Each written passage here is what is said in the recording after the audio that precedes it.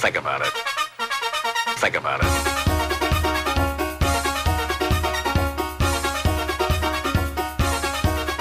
Think about it. Think about it.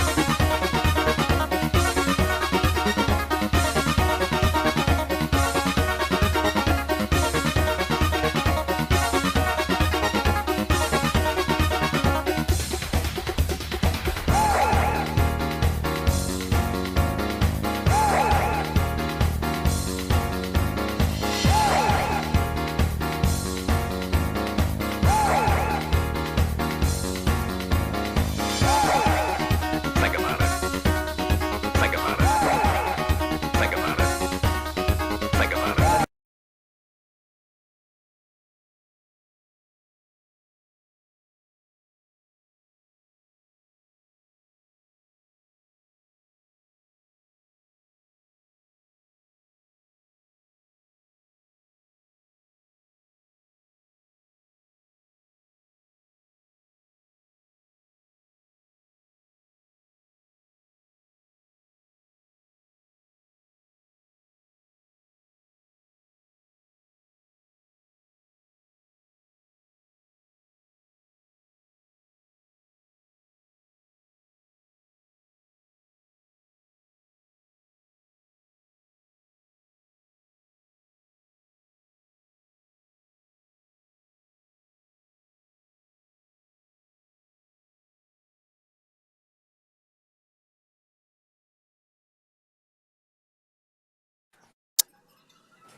Good morning, everyone. Today is Tuesday, August 19th, 2025. We're here this morning for our Administrative Matters meeting, and we will begin with the Pledge of Allegiance.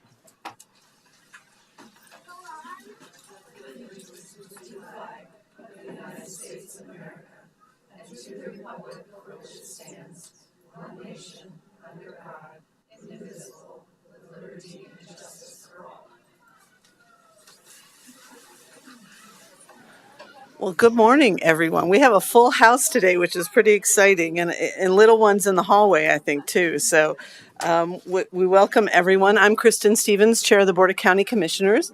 With me is my fellow commissioner, Commissioner John Kafalis, and we expect Commissioner Jody Shattuck McNally soon. To my right at the dais, we have Diane Cheney from the clerk's office helping us with note-taking and record-keeping today. We have our county manager, Lorinda Volker, Tom Clayton from our Public Affairs Department, and Sarah Martin from the Board of County Commissioners office. So we will begin, as we always do, with public comment. It seems like a few people signed up for public comment, but you would actually get to speak at the time your item is up. So if anybody is here for general public comment that doesn't relate to an agenda item, you can come up and speak now. You'd have 3 minutes.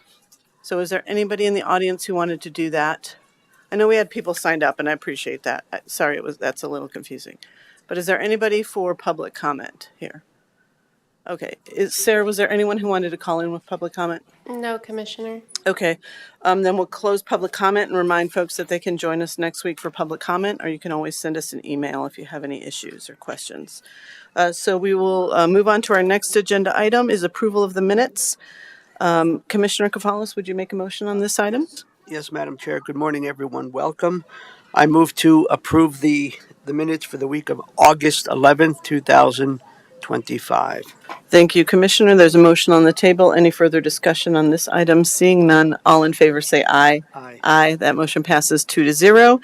And we will move on to our upcoming schedule review. Sarah, will you help us out with that? This is the Commissioner's schedule for August 25th through the 30th, 2025. On Monday, August 25th, from 9 a.m. to 11 a.m., Commissioner Shattuck McNally may attend the Wildfire and Watershed Initiative for Resilient Colorado Strategy/Action Planning Work Session at Northern Water at 220 Water Avenue in Berthoud. From 10 a.m. to 10:30 a.m., there will be a special Board of County Commissioners meeting for certification of the abstract of assessment report for the Assessor's Office in the Commissioners' Conference Room on the second floor. From 11 a.m. to 12 p.m., there will be a work session regarding financing details for the Ranch Master Plan in the Commissioners' Conference Room on the second floor. From 1:30 p.m. to 2:30 p.m., there will be a work session with Leslie Ellis, Director of Community Planning, Infrastructure, and Resources in the Commissioners' Conference Room on the second floor. From 3 p.m. to 6 p.m., there will be land use items with the development review team. It's a hybrid meeting. In person, it will be in the hearing room on the first floor or virtually via Zoom. From 6:30 p.m. to 10 p.m., there will be land use items with the development review team. It is a hybrid meeting. In person, it will be in the hearing room on the first floor or virtually via Zoom. On Tuesday, August 26th, from 9 a.m. to 12 p.m., there will be an administrative matters meeting in the hearing room on the first floor. From 1:30 p.m. to 3 p.m., there will be administrative direction to county management in the Sprague Lake Conference Room on the second floor. From 7 p.m. to 8 p.m., Commissioner Shattuck McNally will attend the Estes Park Town Board meeting at the Estes Park Town Hall at 170 McGregor Avenue in Estes Park. On Wednesday, August 27th, from 7 a.m. to 8 a.m., Commissioners Kafalas and Shattuck McNally may attend the North Fort Collins Business Association meeting at the Rocky Mountain Innisphere at 320 East Vine Drive in Fort Collins. From 9 a.m. to 11 a.m., Commissioner Stevens will attend the Crawford Child Advocacy Center open house at 5529 South Timberline Road in Fort Collins. From 12 p.m. to 1 p.m., Commissioner Stevens may attend the Larimer County Court Security Meeting at 201 LaPorte Avenue in Fort Collins. From 1:30 p.m. to 3 p.m., there will be a work session regarding performance measures for public safety in the Commissioners' Conference Room on the second floor. From 6 p.m. to 8 p.m., Commissioner Kafalas may attend the ASEZ Green Carbon Movement Forum at the Laurie Student Center at 1101 Center Avenue Mall in Fort Collins. From 6 p.m. to 8 p.m., Commissioners Kafalas and Shattuck McNally may attend the Equity, Diversity, and Inclusion Advisory Board meeting at the Larimer County Criminal Justice Services at 2307 Midpoint Drive in Fort Collins. From 6:30 p.m. to 7:30 p.m., Commissioner Stevens may attend the Fair Board meeting. It's a hybrid meeting. In person, it will be at the McKee 4-H Youth and Community Building at 5280 Arena Circle in Loveland or virtually via Zoom. From 6:30 p.m. to 8 p.m., Commissioner Shattuck McNally will speak at the Northern Colorado chapter of NOW, the National Organization for Women, at the Fort Collins Senior Center at 1200 Raintree Drive in Fort Collins. On Thursday, August 28th, from 11:30 a.m. to 1:30 p.m., Commissioners may participate in the virtual Counties and Commissioners Acting Together Interim Policy Meeting. From 2 p.m. to 3:30 p.m., Commissioner Shattuck McNally will attend the Regional Opioid Abatement Council meeting. It's a hybrid meeting. In person, it will be at 2260 West Trilby Road in Fort Collins or virtually via Zoom. From 3 p.m. to 4:30 p.m., Commissioner Stevens may participate in the virtual Non-Attainment Area Air Pollution Mitigation Enterprise Board meeting. From 5 p.m. to 7 p.m., Commissioner Stevens may participate in the virtual Fort Collins Urban Renewal Authority Board meeting. From 5 p.m. to 8 p.m., Commissioners Kafalas and Shattuck McNally may attend the Open Lands and Parks Advisory Board meeting at the Longview Behavioral Health Center at 2260 West Trilby Road in Fort Collins. On Friday, August 29th, from 10 a.m. to 11 a.m., Commissioners may participate in the virtual Counties and Commissioners Acting Together member check-in meeting. And on Saturday, August 30th, from 11 a.m. to 12 p.m., Commissioner Stevens will host story time at the Larimer County Farmers Market at 200 West Oak Street in Fort Collins. Thank you, Sarah. Commissioners, any additions? Welcome, Commissioner Shattuck McNally. Any additions or corrections to your schedule? Commissioner Kafalas. No, I just appreciate that Sarah picked up on that forum that I'll be attending at Laurie Student Center Ballroom. Thank you. Thank you. Do you have any additions to your published agenda? Please go ahead, Commissioner. Thank you. Yes, I will be joining at the Crawford Child Advocacy Center opening as well on Wednesday, August 27th, and then also the time for Wednesday, August 27th is 6:45 to 8. And I think that is it. Thank you, Commissioner. Sarah, I think that the Urban Renewal Authority meeting is in person, and it looks like we're not able to vote virtually, I know, in those meetings, so I think that it wouldn't be just virtual, but I'm not sure why the invitation hasn't come for the actual meeting, so we'll look at that later. Thank you. All right, we will move on to the consent agenda. We'll go through that hopefully fairly quickly, so we'll get on to the main business, why everyone's here. We have 23 abatements on the consent agenda. I'm lucky for you, I will not read through all of them, but if you want more information on those abatements, you can look online. We have 6 agreements. One is Larimer County Core Services Plan for Human Services for 2025-2026. This is submitted for the contract year June 1st through May 31st of next year. It's been developed in accordance with the Colorado Department of Human Services, and the total dollar amount is approximately $673,000. We have a broadband fiber lease agreement. This grants access to fibers from Poudre Valley Rural Electric Association for a period of 10 years, as required by the county's Department of Local Affairs broadband grant. It will allow the county to provide continuous fiber connectivity to the North Landfill, the new Emergency Services Building, Waverly Road and Bridge Shop, and Livermore Road and Bridge Shop. The fiber lease costs will be eligible for reimbursement from that DOLA grant we received. The total dollar amount is approximately $414,000. We have a Timnath pedestrian bridge and trail. This is for construction of the Poudre River Trail and pedestrian bridge between Timnath and Windsor, which is exciting for everybody who's excited about the Poudre River Trail. The total dollar amount is approximately $1.7 million. We have from the Bureau of Reclamation a mussels grant for our aquatic nuisance species program. This will assist us with the operational costs of temporary and permanent aquatic nuisance species staff at Horsetooth Reservoir and Carter Lake, as well as education material.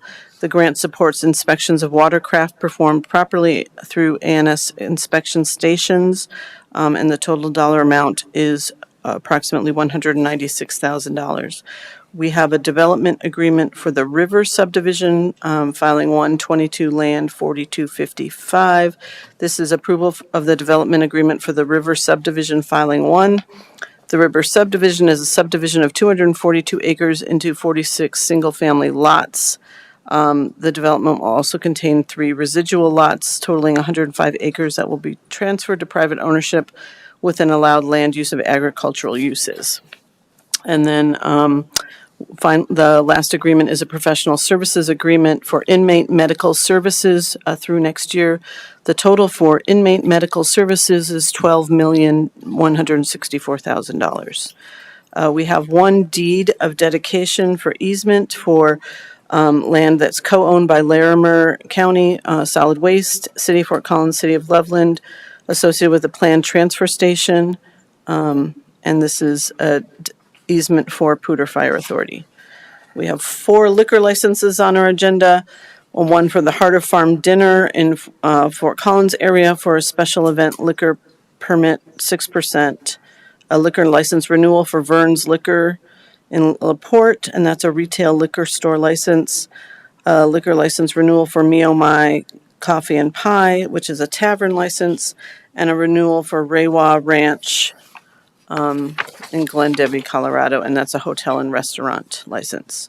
We have 8 miscellaneous items on the agenda. The first is the Larimer County Department of Human Services second quarter payments for 2025, and the total dollar amount is approximately $41 million for that. We have 2 stipulations as to tax year 2023 and 2024 value. If you're interested in that, more information can be found online. We have 2 appeals which were denied to the qualified senior primary residence classification, and these decisions uphold the assessor's decision for denial of tax year 2025.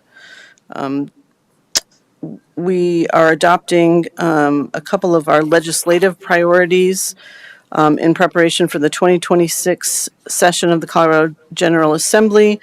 One is Proposition 123, a regional partnership opt-in, and the second item is preventing illegal wildlife harvesting on county open space. And we are doing that one in conjunction with Eagle County and CCI. We have one request for approval to enter upon lands to do weed mitigation, And then finally, a statement of authority that gives Dwayne Penny, our solid waste director, authority to execute tap agreements and other documents related to the installation of new sewer taps by the South Fort Collins Sanitation District for our transfer station project. Finally, we have 4 resolutions. The first resolution appoints independent referees to conduct hearings on behalf of the Larimer County Board of Equalization. And those are independent referees who are experienced in property valuation to conduct hearings on behalf of the County Board of Equalization. We have findings and resolutions approving and denying in part the split Gerber appeals to allow multiple short-term rentals and an appeal to the short-term rental local roadway and access standards. And that hearing for the item was held on July 28th, 2025. We have a findings and resolution denying the Schubert appeal, which was a request to allow a well inside of the Northern Colorado Water Association service area. Public hearing for this was held on June 28th, 2025. And finally, findings and resolutions approving a partial vacation of a utility and drainage easement in Lot 3 of the amended plat of Lots 2, 3, and 4 of the replat of Lots 5 and 12 of the Floyd Hicks subdivision. And that was a public hearing was held on July 28th, 2025 for that item. So that is all for the consent agenda. I bet everybody's relieved about that. Commissioner Shattuck McNally, would you make a motion on this item, please? Certainly, Madam Chair. I move to approve the consent agenda for August 19th, 2025. Oh, thank you. I guess I should have asked, did either of you want to remove anything? No. Okay, well, then that motion will stand. Any further discussion on any of these items? Seeing none, all in favor say aye. Aye. Aye. That motion passes 3-0. And now we will move on to our discussion items. So our first discussion item is a proclamation for Women's Right to Vote and Equality Day for August 26, 2025, submitted by Lori Kadrich. And I'll just read the description on this. The Larimer County Board of County Commissioners recognize the accomplishments that so many women fought to achieve and rededicate ourselves to tackling the challenges that remain and expanding opportunity and representation for women and girls in Larimer County and Colorado. And I know we have some guests in the audience that are here for this day. We invite you to come up and should we do the proclamation first? Mm-hmm. Let's do the proclamation first, and then we'll invite you to come up and speak on this topic. And Commissioner Shattuck McNally, I'll ask you to read that proclamation, please. Thank you, Madam Chair. So do you, we want to invite, do you have each our guest? Well, yep, but we'll read the proclamation first, and then we'll invite the guests up. All right. Thank you, Madam Chair. And do you want me to make the motion as well? Sure, please do. All right. So the proclamation for the Women's Right to Vote and Equality Day, August 26, 2025. Whereas on August 26, 1920, the 19th Amendment to the U.S. Constitution gave most women the right to vote. And whereas in 1893, Colorado had already secured the right to vote for women. And whereas on this 106th anniversary of the 19th Amendment and the 133rd anniversary of the right of women to vote in Colorado, we celebrate the progress that has been made towards guaranteeing the right to participate in our democracy regardless of gender. And whereas in 2022, nationally, 70% of women were registered to vote compared to 68% of men, and 70 million women voted during the 2024 presidential election compared to 2.5 million men. And whereas Colorado is ranked third in the nation for a percentage of legislators that are women, averaging 43.4% since 2014. And whereas only 26 statewide officers elected in Colorado have been women, and 12 of the 26 served as only a superintendent of the public institution since 1950. And whereas Colorado has never elected a woman governor, and whereas in 2024, only 33% of current county commissioners are women out of 220 who hold office. And whereas we recognize the work that still needs to be done to overcome the gender equality that affects women's representation in elected office and leadership across both public and private sectors. Whereas in 2023, the U.S. Bureau of Labor and Statistics reports that Colorado women earned 85 cents for every dollar that men earned in 2023 and represents a decline from 2022. And whereas Larimer County women continue to face disproportionate challenges to economic prospects, affordable and accessible health care, and safety. And whereas Larimer County women still struggle to achieve economic security for themselves and their families due to a lack of affordable and accessible childcare and equal pay. And whereas Larimer County women, whereas today we recognize the accomplishments that so many women fought so hard to achieve and rededicate ourselves to tackling the challenges that remain and expanding opportunity and representation for women and girls in Larimer County and Colorado. And now, therefore, we, the Board of County Commissioners for Larimer County, do hereby proclaim the 26th of August as Women's Equality Day, encouraging equity, access, and opportunity of women's work for democracy, dated this 19th day of August 2025, signed by the chair of the Board of County Commissioners of Larimer County. Thank you, Madam Chair. Thank you, And Commissioner. I move. Well, what if we wait for the motion and then have our guests come up and speak? That way we won't have the motion kind of sit. Sure, fine. whenever Okay. you wish, Madam Chair. So, welcome, League of Women Voters and National Organization for Women who are here. And if there's anyone else who wants to come up and speak, we welcome that. We also wanted to welcome our county treasurer is here. And there she is. Okay. I didn't see her. Our county treasurer and trustee is here, Irene Josie. And so as we're celebrating women, we want to celebrate all the women elected officials that we have in the county as well. And I have one other guest I'd like to see if they'd like to speak. Please go Thanks. ahead. Please. Did you want to introduce your other guest? I just wanted to introduce Gail Randolph from City of Loveland, that I thought maybe she'd like to speak for 30 seconds or a minute. Yeah, come on up and celebrate the work that you're doing in the community. So, but you can come up after the other speakers. But, and Cindy too. I'd like Cindy too and recognize her career too in our federal agencies. Thank you. Thank you so much. My name is Pat Berger. I am currently the president of the League of Women Voters of Larimer County. We are a nonpartisan political organization whose mission is to, empower voters and defend democracy. Thank you for this meaningful proclamation recognizing Women's Equality Day.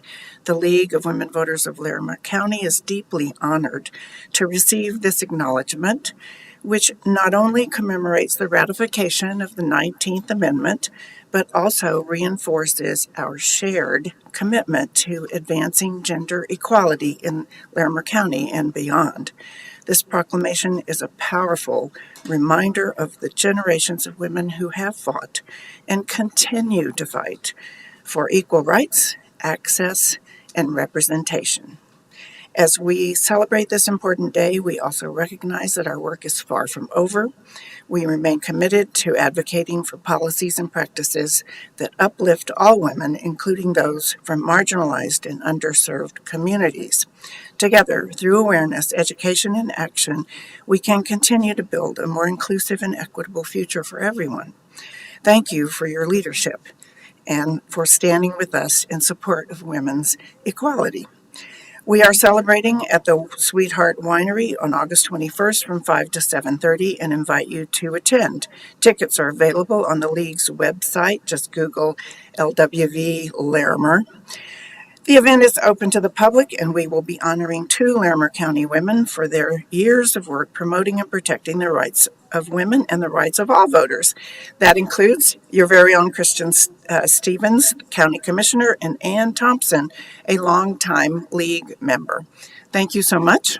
And I have some other League members out here in the audience that want to join me.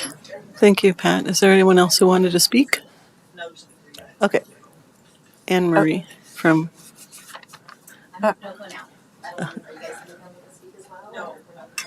Okay.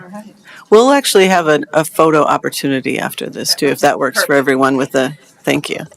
Good morning. My Good name morning. is Anne Marie Iswell Evans. I'm the president of our NOCO National Organization for Women chapter. And on behalf of our NOCO Now chapter, we would like to thank Kristen Stevens and Larimer County Board of Commissioners for inviting us to attend this event of this proclamation. As you know, in 1973, the U.S. Congress designated August 26th as Women's Equality Day. The date was selected to commemorate the 1920 certification of the 19th Amendment to the Constitution, granting women the right to vote.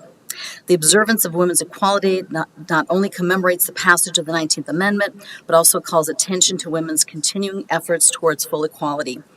As we celebrate Women's Equality Day, we need to remember, recognize, and emulate the fearless women who came before us and what it took to get the 19th Amendment added to the Constitution. We have not reached full equality, and we are facing our darkest moments with the current administration removing, erasing, and suppressing all that we've accomplished since 1920. The current administration recognizes the power of the vote that has been talked about, possibly repealing it. And while that process to do so would be extremely difficult, it could happen. I think we've all recognized in the last 6 months, anything can happen. This year, the anniversary of the ratification of the 19th Amendment and the recognition of Women's Equality Day is more important than ever. Now more than ever, we need to come together, stand strong, raise our voices, and most of all, show up at the ballot box. We need to resist, persist, and persevere. We thank you for this opportunity and the recognition for Women's Equality Day. We are also doing a celebration on Wednesday, August 27th. It's a senior center, and we're having Jody Shattuck McNally as our guest speaker. And it is open to the public. It is free. We'll be doing a celebration, and everyone's welcome. We'd love to see you all there. Thank you again. Great. Thank you, Anne Marie.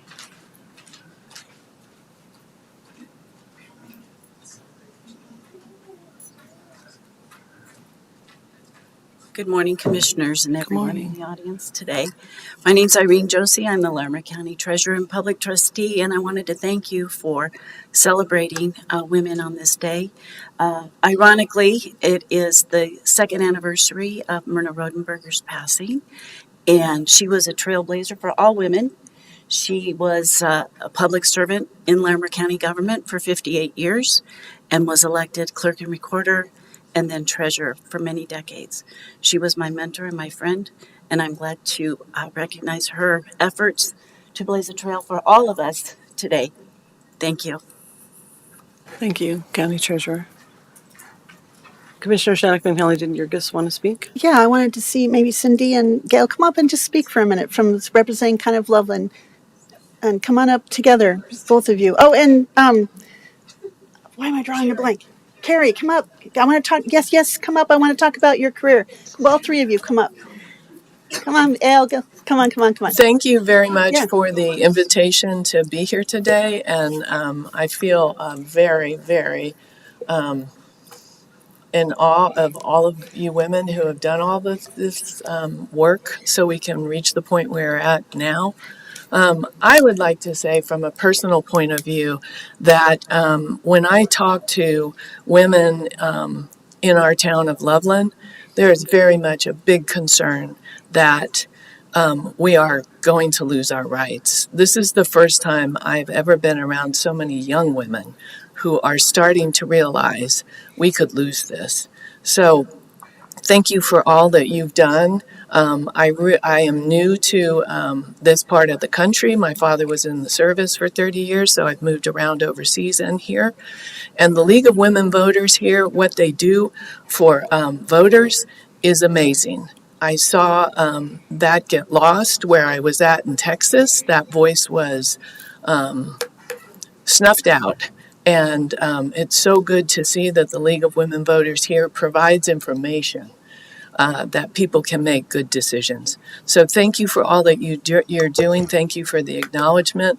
And thank you for allowing us to speak. Thank you. Cindy, would you mind recognizing yourself? You're stating Cindy your name. Van Slambrook, and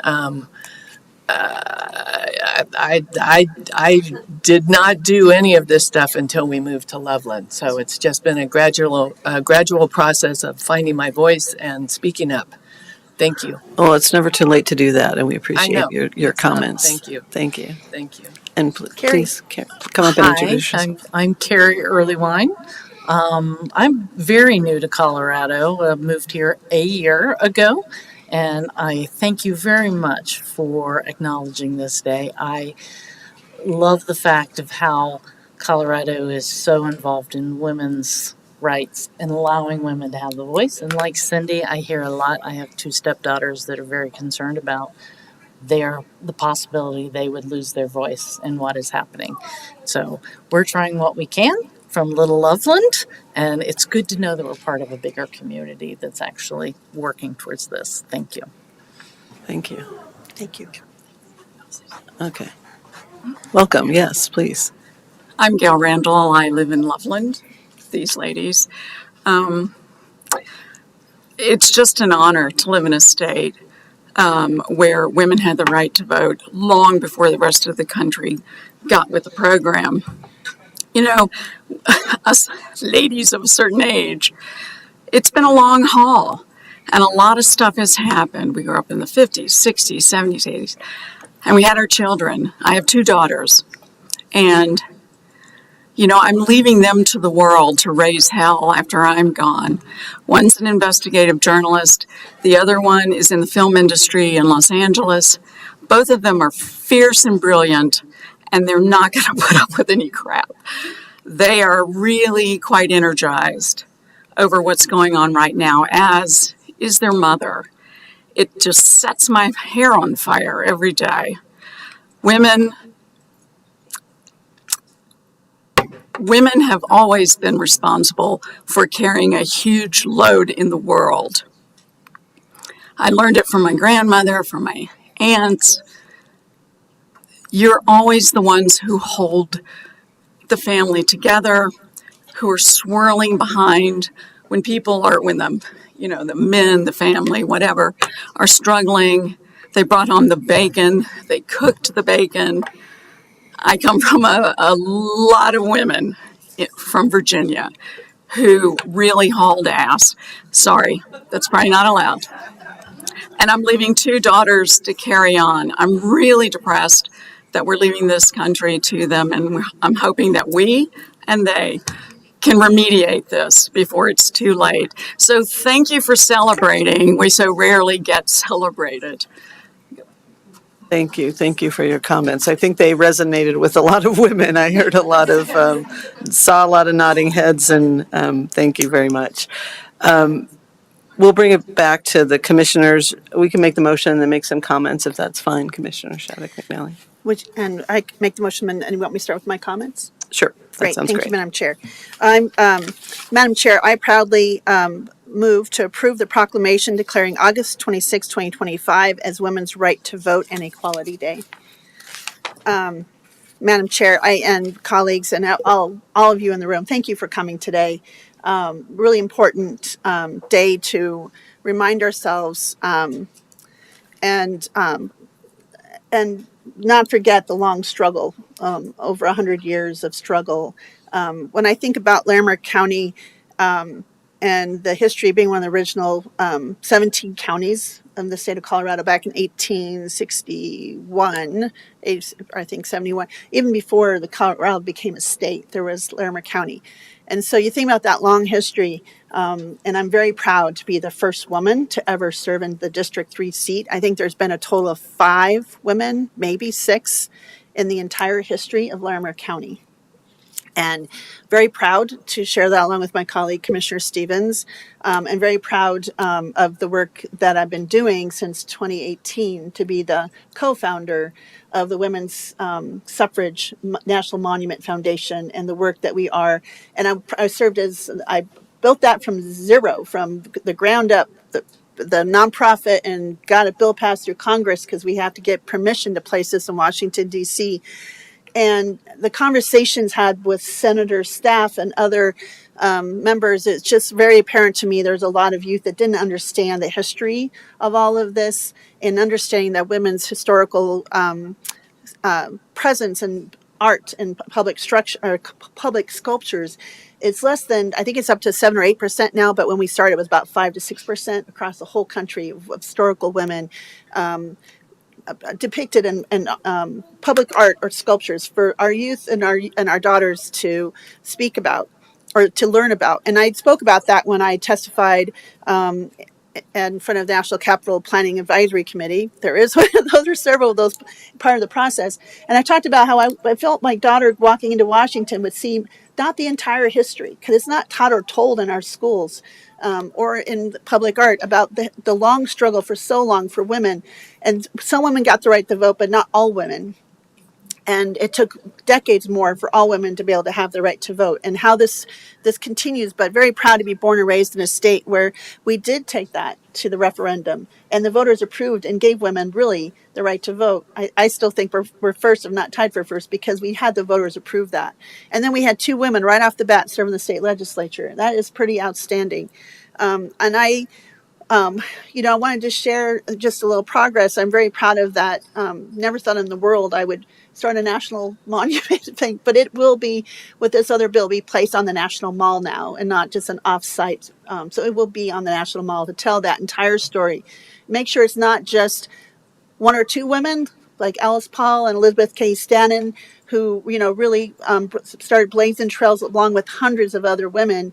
They said it is the duty of women of this country to secure themselves a sacred right to the elected franchise, and they worked for years, decades to get that, and now we have it. And to think that after all of those decades of work from those women in those conditions and times without cell phones and communication, to see that threatened is really disheartening for me. But it is going to be placed on the National Mall, and it is really, this is a history of the movement, and this suffrage movement. This whole monument is about the centuries-long story of countless inspiring chapters, from countless supporting women and their families and their husbands and those in the community that supported them, because they had other folks who were trying to stop them all along the way, and we see that even today. And there are these curated, there's just all these chapters that have been curated resources that will hopefully spark curiosity about women's history, and above all, foster a deeper understanding of the women who shaped the democracy, American democracy, who shaped this country all the way from its founding. When I was we were at Philadelphia, and I'd never been to the Liberty Bell or where the Constitution and our Declaration of Independence have been signed, and seeing women in those sparked in those histories, I learned a couple more women to add to my list of women to thank for where we're at today. So we are really more than just half this country. We helped build this country along the way, and I really glad to see all of you here. I'm very proud to be a member of also the Association of University Women, which was going to be here today, but they had a medical appointment come up. I'm a member of now. I'm very proud to come speak to you. I have a little surprise for all of you when I come. And it's really important to take this moment and remind folks, because a lot of folks don't understand the long, arduous journey, and that we're still on. And I want to thank the League of Women Voters, because we didn't always have this proclamation for a Board of County Commissioners. And Tricia, I want to thank you in the audience today. You approached me and said, "Can we do this?" And I said, "Yes, we will. This is great." So to have this, I think it's our second year, to have this, just so you know, we didn't always do this. So now that we are doing this, I really appreciate you being here. And I want to thank you all for your tireless efforts. I know having a daughter myself and my nieces and nephews, I have 35 of nieces and nephews, just to know some of those women are pretty strong women, and just really proud of them. And I know hopefully they'll continue the work, because we're not done yet. We have a long ways to go. Thank you, Madam Chair. Thank you, Commissioner. Commissioner Kafalis, any words before we vote? Yes, thank you. Let's see. A lot of good things have been said. I'll try to highlight a couple of things, but first I think it's great that we're able to celebrate, and especially in light of current circumstances and things that have been said publicly. More than ever, it's important that we remind ourselves and have such proclamations that talks about equality and women's rights, and the history that has led to this day. I want to express appreciation to the League of Women Voters of Larimer County. It's good to see my longtime friend and colleague, Linda. We've been around the block a few times. Sorry that I won't be able to make the event on Thursday night, but I'm hoping that the silent auction item that I provided will. I imagine people will want to pay big bucks to have lunch with me. I don't know. I also want to acknowledge one of my heroes. I mean, I'm very grateful that I get to work with a lot of amazing women. I think we need to increase the percentage of women that are county managers. I'm glad that Colorado has served as a trailblazer in terms of women's right to vote prior to the the 19th Amendment in 1920. But I'd certainly want to acknowledge our county treasurer and public trustee, Irene Josie. She's also one of my heroes. I, I appreciate that all the good work that she does and what she represents and the friendship that we have. And I'm really glad that she was acknowledging a trailblazer public servant, Myrna Meyer. So I'm very happy about that. And I think the proclamation says it all. I have a high school senior who's interning with me that I'll see this afternoon. She's at Fossil Creek High School, and I plan to share this proclamation with her to make sure she reads the details and talks about it with her friends at school. Knowing that there are lots of little ones out in the hallway and maybe underneath, in between the chairs, I think it's best that I end there. But just gratitude and appreciate the patience of the little ones. And I don't know. I'm just grateful to be in the company of such amazing women leaders. Not just in the county, but certainly in the nonprofit world and in the business world and in every world. And this gives me a lot of hope. And I would be remiss if one of the things that keeps me going is the 8-year-old granddaughter that I brag about, and she is also brilliant and fierce. And she gives me a lot of hope as well. So, and we have to keep carrying on to make sure that the younger ones, the generations that come after us, have the future that they certainly deserve. Thank you. Thank you, Commissioner. Yeah, I want to thank the League of Women Voters and National Organization for Women and all the women who spoke today. Thank you for coming forward, sharing your stories, talking about, that the work isn't done. And that I think that that's an important message. Also, when I think about the subsequent agenda items that we'll be talking about today, I think that they really are all interconnected. So we will be talking about Child Support Awareness Month. We know a lot of women are single moms that are very reliant on these dollars to be able to raise their families. And we'll be honoring the people that do that work to make sure those moms and other parents get the support that they need to run their families. We'll be talking about behavioral health services, the grant program. A lot of women bear the responsibility of caretaking in their family, and sometimes that includes people with substance use disorder and behavioral health issues. And then finally, we'll be talking about childcare, which I'm glad was mentioned in the Women's Equality Day proclamation, because we know that that's a great barrier for women to be in the workplace and to continue their careers. The decline in women earning less than men, the decline that happened from 2022 is really disturbing trend. And part of that is women having to leave the workforce, women having to maybe take on only part-time work because they couldn't find childcare, because they were the ones who had to leave their jobs during COVID. And so, I'm really glad that we sort of have a theme here today in today's agenda, which is how do we support one another and how do we specifically support women in the work that they do. I'm just honored to be here in this role where I have a position of power and I'm able to make some changes in my community. But we locked someone out.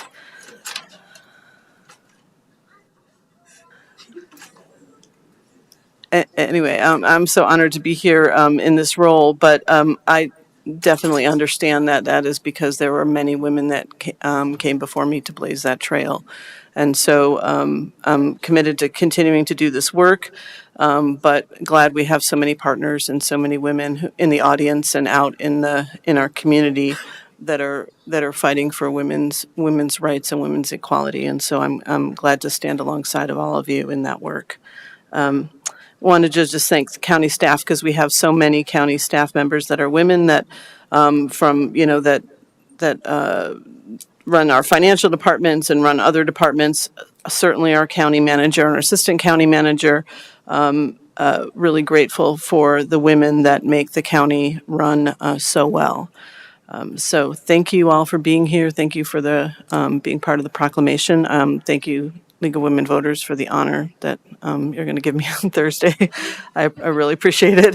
There's a lot of women that are deserving of this award, so I do understand that. In fact, a former recipient, Joy Sullivan, is in the audience, and I want to acknowledge her as well. So I'm going to, before we take the vote, I wanted to see if our county manager wanted to say anything. I'll just be very brief. I love that this proclamation honors the history, but also challenges the future.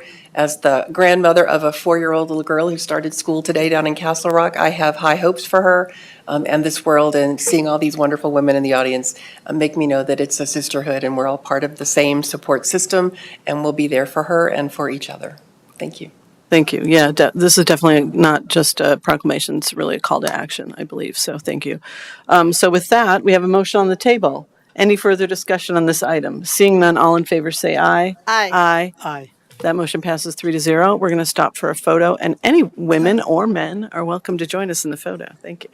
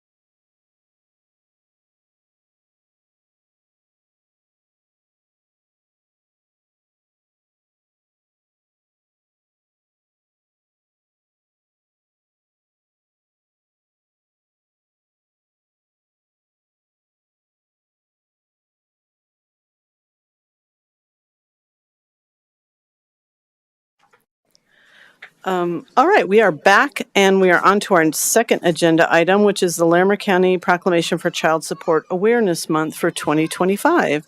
And we have Vanessa Fuel from Human Services with us to introduce this item. Welcome, Vanessa. Good morning. Thank you. Again, Vanessa Fuel. I'm with the Department of Human Services Division Manager. Good morning, Chair, members of the board, County Manager. Really appreciated your comments about the interconnectedness of the items on today's agenda. I had the same feeling. The first item was quite inspirational. And today I'm here to talk about a hidden gem within the Department of Human Services, our Child Support Services team, as you consider the proclamation to declare August 2025 as Child Support Awareness Month in Larimer County. The financial and emotional support from both parents and caregivers is an important component of a child's success, health, and well-being. Child support payments contribute to improved parent-child relationships, improved educational attainment for children, and reduced reliance on public assistance programs. The Larimer County Child Support Team is a group of 28 professionals committed to promoting health and well-being of children in the county by providing family-centered services. This program is accessible to people of all income levels and does not require meeting specific eligibility criteria. Not a lot of people know that about our program. Our team members understand that families often come to us during a difficult time as they navigate supporting their children in separate households. There is often a lot of fear involved, and our team of professionals is ready to meet those families where they are. Our team sometimes works with families for decades. Their work is critical to family well-being. With that, I'd like to invite our Child Support Administrator, Nancy Kelly, to share more about the accomplishments of the team. Thank you. Welcome, Nancy. Hi, good morning. Thank you, Commissioners and County Manager, for recognizing the importance of child support and proclaiming August as Child Support Awareness Month. This year is particularly significant as it is the 50th anniversary of the creation of the Child Support program on a national basis. And this is a time to celebrate the 28 dedicated professionals in our Child Support Services unit, and most importantly, to recognize the positive impact their work has on the well-being of thousands of children and families throughout our county. Our unit's vision statement, which our staff developed, is we seek to support the entire family through timely and excellent provision of services and strive to engage parents as partners through the lifetime of their child support process. This vision recognizes that child support is more than just money. It's about providing children with the financial and emotional stability they need to thrive. It's about ensuring that both parents are actively involved in their children's lives and their best interests. Our team works tirelessly to support our community, and their efforts have produced incredible results. In 2024, our Child Support Services unit collected over $17 million for the children and families in our county. This money goes directly to families, helping them pay for essentials like housing, food, healthcare, and educational needs. Our program is one of the most cost-effective social programs. For every dollar spent to administer the program, we collect $4.73 for the families in our community. This is a significant return that directly benefits our local economy and reduces the burden on other public assistance programs. The need for these services continues to grow. In 2024, we opened 870 new cases, established 209 new child support orders, modified 288 existing orders to reflect changes in family circumstances, and ensuring that the orders are fair and reflect the current financial circumstances of both parents. All of this work supports a caseload of approximately 5,800 families here in Larimer County. Our commitment to support our community goes beyond collections and establishing child support orders. We are also actively working to improve our processes and support families facing complex challenges. Larimer County is proud to be recognized as leaders in the state. This year, our team was invited to present at the Colorado Family Support Conference on our innovative intake processes and also on our targeted barrier reduction program, which assists our paying parents in resolving their barriers to meeting their child support obligations.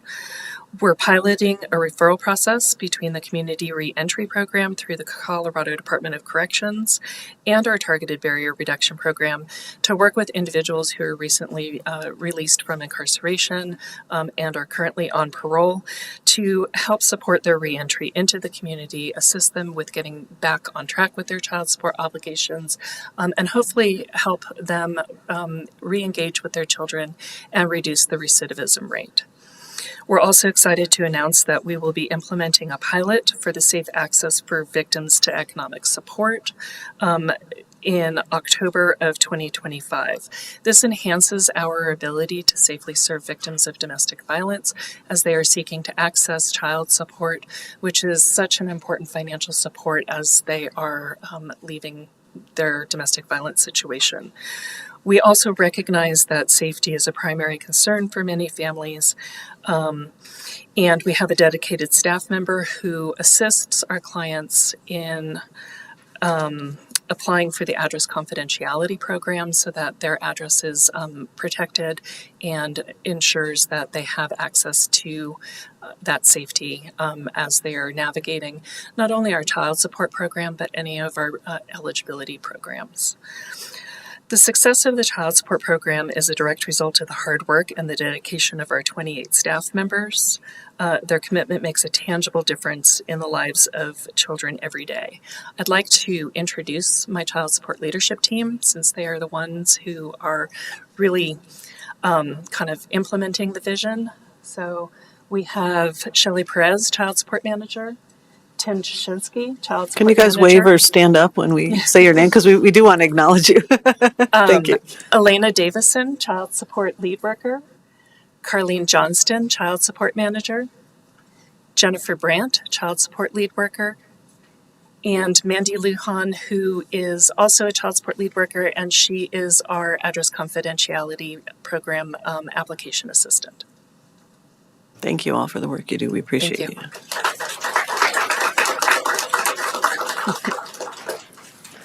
Great. Any questions for staff?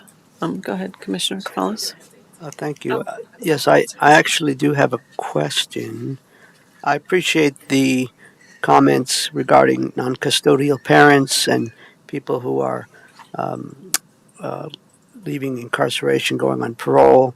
I seem to recall when I was in the legislature, we passed a law that helped to create more flexibility when people are incarcerated and they owe child support payments, so that when they come out, they're not owing $10,000. Can you say a little bit about how that works and how that's been helpful? Sure. So there was federal legislation which then was passed in Colorado. I don't remember how many years ago, but it's been a while.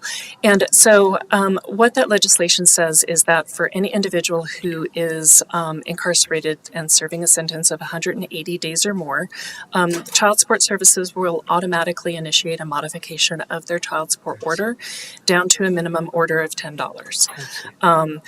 And so what that does is really assists that individual in not being released from incarceration with thousands and thousands of dollars in debt. We also have the ability at the county level to address and forgive any arrears that are incurred as a result of TANF benefits. So if the custodial parent is receiving TANF as a result of the other parent's incarceration, when the individual comes out of incarceration, we do have the ability to review that debt and forgive it, again, as a way of really supporting their reentry into our community with the knowledge that we want any support that they are able to pay to be going directly to the families and not to reimburse state debt. Thank you. Just a quick follow-up question. I appreciate that's very helpful. And I also recall that in the legislature we were able to get an amendment on legislation regarding child support that allowed for garnishing of gambling. If people are gambling that's over $100, there's a cross reference to a database. How successful has that been? That is as successful as the individual who is gambling is. So I don't have specific numbers on that, but we do intercept winnings from gambling, including sports betting and lottery. So it's kind of hit and miss. Some months we'll get money from it. Some months we don't see any money from it. Because it really is all a matter of chance. I think some of the most recent legislative changes that have come through that are incredibly helpful for the child support program is individuals who are working in the gig economy, so DoorDash, Instacart, Uber, Lyft. Those are now matching with our national database of new hire. So we're able to identify those potential sources of income and work with those obligors to get them back on track with paying their child support. We also have the ability to match with any personal injury claims. And so if an obligor owes child support arrears, we can assert a lien against any recovery that they get from that personal injury claim, and that will go to pay past due child support. And same thing if they are a beneficiary on a life insurance policy, we are able to access some of that. There is a carve out to ensure that the person who's deceased still has their funeral expenses paid for, which is the primary purpose of life insurance. But all of those things are really helpful in terms of allowing us to get assets from the obligor and pass that on to the children. Thank you, Nancy. Do you have any questions, Commissioner? Just real quick, Madam Chair. Nancy, right? Let's make sure. Nancy. Sorry, there's a lot of names and people today. I'm really all excited. This is a lot of good news. And this is just questions right now. I curious. And first off, what wonderful work for 28 professionals, including yourself, and thank you, Vanessa, for bringing everyone today. The 162 new child support orders, is that amount brought from those 166 new orders added into the 17? Because I think last year we talked about there was also around 17. So the 375, are usually around 17 every year, or are these new orders going to increase for next year? What does that look like? And the 375, are they ongoing? How does that number look over from year to year? Just curious. So it really depends. As Vanessa said, we can have a child support case open for decades. Sometimes our families will open and close their case multiple times during the course of the child support case lifetime. So in Colorado, child support continues until the last child on the order obtains the age of 19 or graduates from high school, whichever is later. So what we see with new orders being established is newer families coming into the child support caseload, and we also see cases that have been paid off or closed for other reasons going out of the child support caseload. So typically our collections year over year are pretty stable. We have seen across the state of Colorado and really nationwide our child support caseload starting to decrease a little bit. There are a variety of reasons for this. So the more that we can do to really inform people of child support services, there is a perception that we are out to go after dads who aren't paying their child support. Some of that is what we certainly do.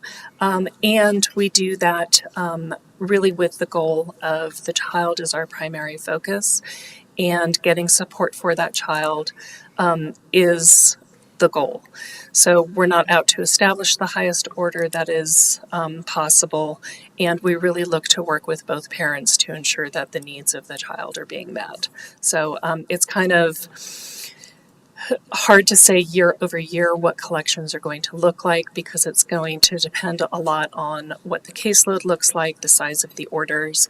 And as legislation continues to change and evolve with our child support caseloads, we do see that orders are really more tailored to the current state of our economy. So, for individuals who are working in a gig economy who may be underemployed, we do have a self support reserve to ensure that they can pay their rent, they can feed themselves, they can provide for their own basic needs, and then child support is on top of that.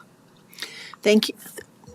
Thank you very much for answering that. You answered my second question, which was about the gig economy and kind of the state of the economy as we see some things changing and some uncertainties. So thank you for answering my questions. Certainly, I don't think a lot of folks understand this is a service that county provides, and that we're really trying to do both things, trying to fight for children, but also trying to be helpful and make sure we're not someone can not lose basic needs just to meet these orders. So thank you for your work. Thank you. I don't have any questions, so I'll ask Commissioner Kafalis to read the proclamation and make the motion, and then we can make some comments. Thank you, Nancy and Vanessa. Appreciate it, and all the staff that's in the audience. Larimer County Proclamation for Child Support Awareness Month 2025, whereas financial and emotional support for both parents is an important component of child success, and whereas children also receive support from caregivers, which helps play an important role in supporting the health and well-being of the child, and whereas the support of parents, extended families, caregivers, and the community helps children grow into healthy, productive adults, and whereas Larimer County is committed to promoting the health and well-being of all its children by providing a variety of family-centered child support services to help ensure that parents receive child support on a regular and timely basis, and whereas the payment of child support contributes to improved parent-child relationships, improved educational attainment for children, and reduced reliance, as has been stated, on public assistance programs. And whereas this month we salute those parents and caregivers who provide financial and emotional support to their children and honor the 28 child support professionals who established 166 new child support orders, modified 375 orders to reflect the current circumstances of the families, and collected over $17 million for families in Larimer County in federal fiscal year 2024. And whereas Larimer County wishes to educate families about the availability of child support services and to continuously enhance the services that it provides with innovative initiatives aimed at meeting the needs of all family members. Therefore, be it resolved that we, the Board of Commissioners of the County of Larimer, do hereby proclaim August 2025 as Child Support Awareness Month in Larimer County. Shall I offer the motion? Yes, please. Thank you. Yes, ma'am. Let's see, I move to approve the proclamation declaring August 2025 as Child Support Awareness Month. Further discussion? Any comments? I'll just make a quick comment. Go ahead, please. Sorry, I was thinking further discussion, asking questions. First, I want to just thank Vanessa Fiel for her tireless work and leadership in this area. Your passion in this area for just the well-being of children and families and older adults too. That's where I first got to know you, as older adults in Larimer County before I became commissioner, working on the Office on Aging Advisory Council. And your dedication and tireless work is noted and really valued by me. And I want to thank you for all that you do. This is outstanding work from you and your team, I believe, because I don't know if too many other counties can talk about this. Only 28 people managing. I think there's 375 and over 166. That's close to 500, over 500 orders that they're taking care of all these. And I'm assuming those are over 500 children or more. So, think about that, the welfare of those children.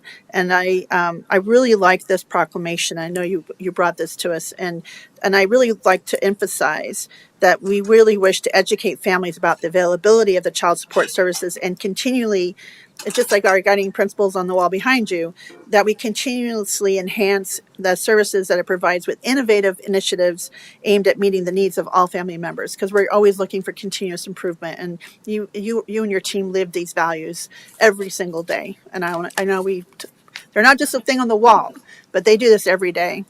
And I know one of our first priorities as commissioners and as Larimer County, and all, I believe, as a community, should be the protection of children should be one of our first priorities.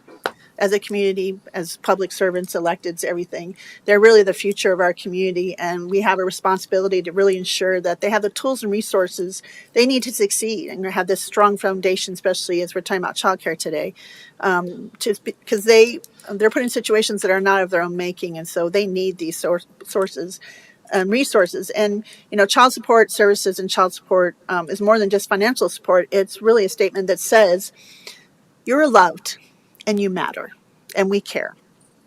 And I think that's what this proclamation is about, to make sure everyone knows that our children matter and they're loved and we care, and our community cares and we care about each other. And that's one thing about Larimer County, as we talk about behavioral health services right after this, we chose to tax ourselves to take care of others. And that was one of the proudest things I've ever got to be a part of, besides the Women's Suffrage Monument and my family. But it's just what we're doing together to take care of each other. It's just it's amazing to see this, because we don't always see this everywhere. So I really hope we continue to strive to nurture that and create this culture of kindness and compassion and taking care of those less fortunate or at risk in our communities in so many different ways. But we must always remember the children need us all to take care of them, and this is one of those ways. So I want to thank you, Vanessa, Nancy, Mandy, Jennifer, Carlene, Elena, Tim, and Shelley, for all being here today. You're all amazing. Your work is sometimes not always visible to us, so I'm really glad they bring you today, and I want to just thank you for your tireless work. You matter, we value you, and thank you for your work. Thank you, Commissioner Gonzalez. Go ahead, please.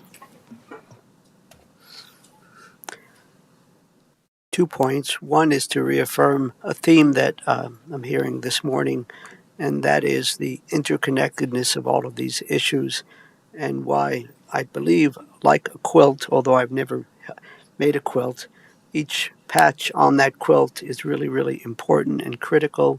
And when you put it all together, you create this really beautiful thing. And so I wanted to reaffirm that all of these things that we're talking about today and are all connected. So I wanted to reaffirm that, and also to say thank you to the Child Support Services team, the folks on the front line doing the work to make sure that our families and our children are healthy and have good well-being. Thank you, Commissioner. I just also want to extend my thanks and appreciate the work that you do. It's a lot of money for a few people getting a lot of money into our community. And as you said, it's really cost effective. So for every dollar we spend, we're getting, almost 5 times that. So that is good, because it allows us to have those dollars available for other people that might need support. But as was said, it's more than just the money. It's really, helping these families thrive and being able to have good outcomes.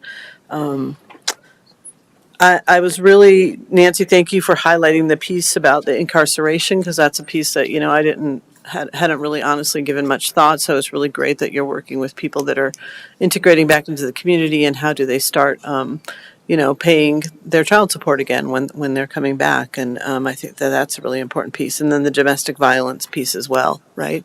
I mean, just because a person's a victim of domestic violence, in fact, almost more so the reason that they should be able to get those child support things and still feel safe. So thank you for accommodating a space for that. So really just this, when you said it was a 50th anniversary, I was surprised because I think a lot of people don't know about this program. And how much good that you do for the community and for kids in our community. Really just a great program. And so this is, once a year we get to highlight this great program that is kind of undersung in our community, but certainly $17 million being brought to help families is a very, very important. So thank you to staff who are here, and thank you both for being here. And so we will vote on the motion. So all in favor, say aye. Aye. Aye. That motion passes. We'll stop to take a photo. Thanks. And apparently some of us forgot to wear green. I guess the green is the color. Dang. Okay.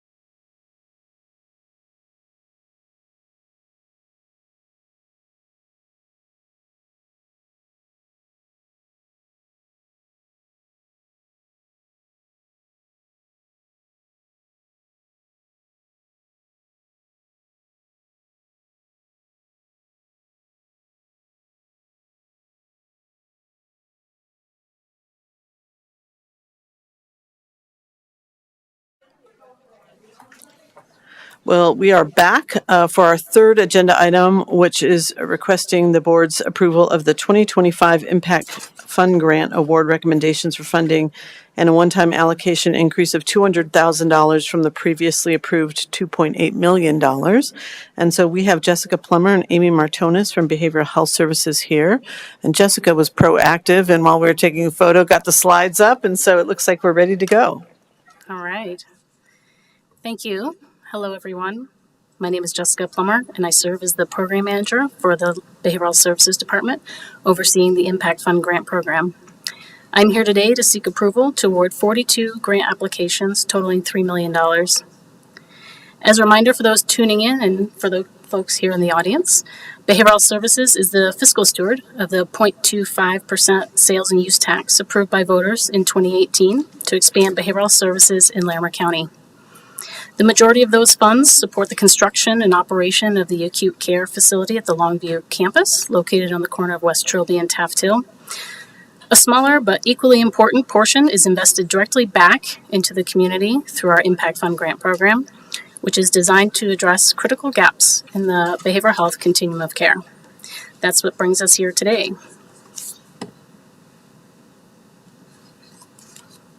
This annual grant program is now in its 7th year of funding to improve mental health and substance misuse in Larimer County.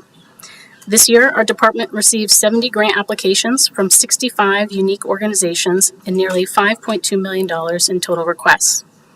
After a rigorous review process, our panels have developed a well-balanced funding recommendation that addresses all the targeted areas in our portfolio and will deliver meaningful impact across the county.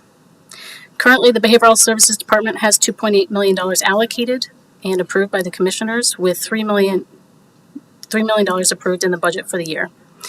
Today, we are requesting to increase the allocation from $2.8 million to $3 million, an additional $200,000 to fully fund the recommended awards, which comes from the departmental budget. Each year, this grant process engages more than 70 diverse community members through multiple advisory groups, including the Behavioral Health Policy Council, which is made up of elected officials from each municipality across Larimer County, our Technical Advisory Committee, which is made up of folks with professional expertise in behavioral health, our Consumer Advisory Committee, which is made up of people with lived experience navigating the behavioral health system, as well as our Subject Matter Expert Grant Review Committee. Together, these four groups contribute hundreds of volunteer hours to shaping priorities, identifying targeted areas of focus, and reviewing applications. We're deeply grateful for their commitment and expertise in guiding this process along with our county leadership. Up here on the slide, we have our evaluation process, a high-level overview, which is up on our website if you'd like more details. These recommendations were presented to our Behavioral Health Policy Council on August 11th and received unanimous support to forward to our Board of County Commissioners for approval. These were also reviewed in a work session with the commissioners on August 13th.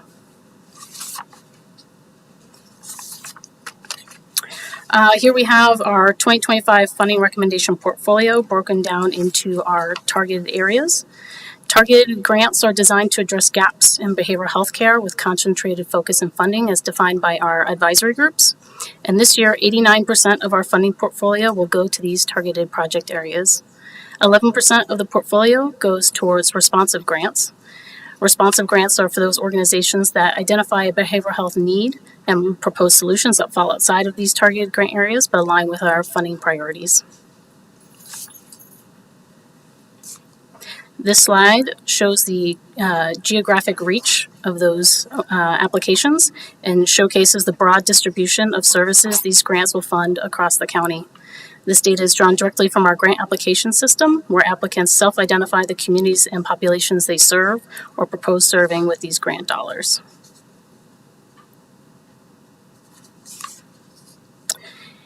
Here we have a different breakdown of the award recommendation portfolio for this year with bringing on 5 new grantees, and new grantees being the first time Behavioral Health Services has funded this organization.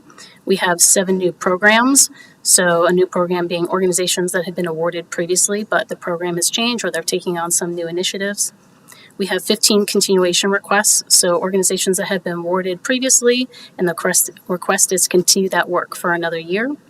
And then what is different about this year is the renewals. We piloted a renewal process for 2025, and so organizations that had 5 or more years of grant funding met additional criteria, had a streamlined application process, and were recommended for award as well. We had brought that forward to our commissioners earlier this year and had talked about that, and so we have a lot of that information up and available on our website if people want more information about that renewal process. And then finally, the Gary A. Darling Award is an award we make for standout applications in the Alternatives and Interventions in Criminal Justice category. This honorary award is meant to highlight outstanding work at the intersection of behavioral health and criminal justice. We want to honor Gary A. Darling's long career in this area, serving 30 years with the Larimer County Sheriff's Office and Criminal Justice Division. He served as a member of the Mental Health and Substance Use Alliance Committee and worked to help pass this ballot initiative. The grant application being recommended for this prestigious award will support a Justice Forward Addictions Counseling pilot, which has an organizational matching component. So we're excited to see Behavioral Health Services being able to leverage other sources of support for this new initiative. After we get through contacting, we'll be back in October to share more information on this organization and share the important work they will be doing in the community to provide behavioral health support to individuals involved in the criminal justice system. In closing, we're honored by both the number and the quality of applications we received this year, and we are proud to recommend 42 organizations that will help meet the diverse behavioral health needs in our community. We deeply appreciate the Board of County Commissioners' ongoing support and partnership in advancing this work for the people of Larimer County. Thank you. Thank you, Jessica. Any questions? I do not have any questions. Commissioner Shannon McNally? Jessica, I And Amy, I know we've brought this up before, but I just thought I would bring this up again because it's a question asked a lot. One of the things we discussed in our work session earlier, and we also had a really wonderful discussion at the Behavioral Health Policy Council. As the chair of that council, I really appreciate all the work you have to bring that to the council when we have those discussions. So everybody to know we really do talk about all of these grants and recommendations before they come here. And one of those things that we discussed at length was ensuring that services are available to our rural residents, because many of the applications that and on this list and how you've shared, they really do indicate that we're serving all county residents. So I want to really thank you for that slide and continue refinement of that slide, because I think it's really important to share that with our community. As someone who lives in unincorporated Larimer County rural areas, it's really important to know that these are available throughout the whole county, and I want to emphasize that for our residents who are listening in. And I know that's a lot of hard work on your half and the team's behalf. You tirelessly work to create those connections, and I know you're out there visiting with those rural folks. Can you just maybe expand a little bit about how those services may be provided to those applicants? Sure. And just briefly, but I just wanted to highlight that this is really serving the entire county, and we are, since the beginning of this, we have seen such a huge progression and number and outreach, and I wanted to thank you all for that work. But if you wouldn't mind, thank you. Sure. So one of the things we had talked about in those groups is kind of that trend over time and seeing that slide become more detailed as organizations over the years have become better at capturing a lot of the information on where organizations are being served.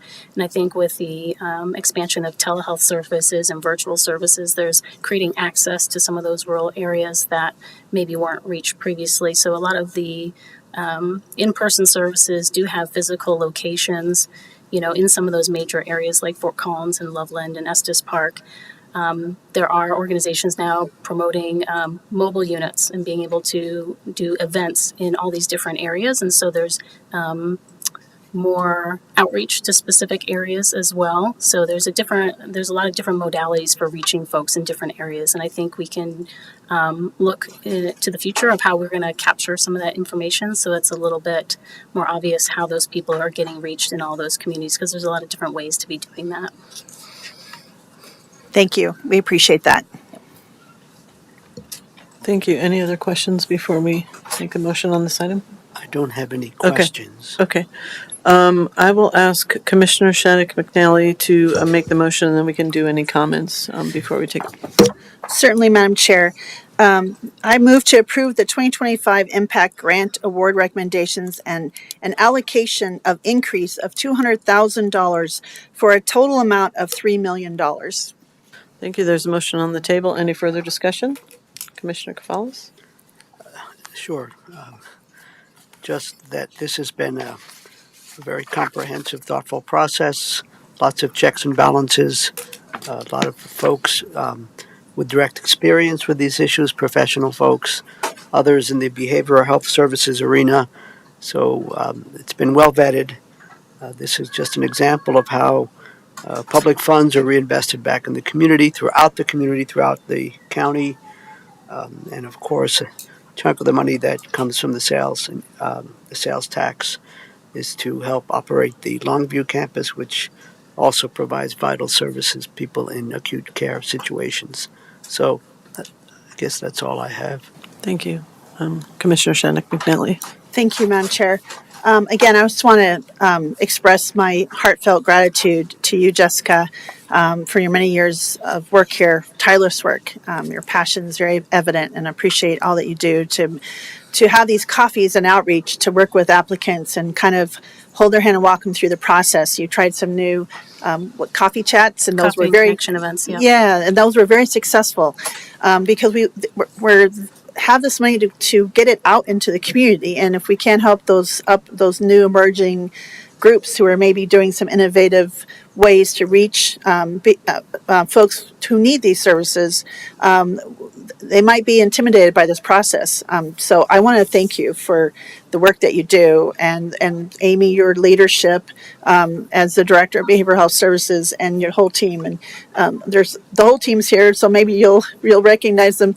I just want to say you all are phenomenal, and being the chair of that committee and getting to meet in the room and walk in and seeing all the cars in front and seeing it so active, it's just really heartwarming to me, because it took a lot of years to get to this point where we have Longview working and the grants are getting out, and we're seeing some changes in our suicide rates, and also just people feeling like they have access.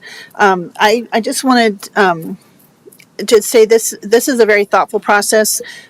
We talk about this year long through the Behavioral Health Policy Council.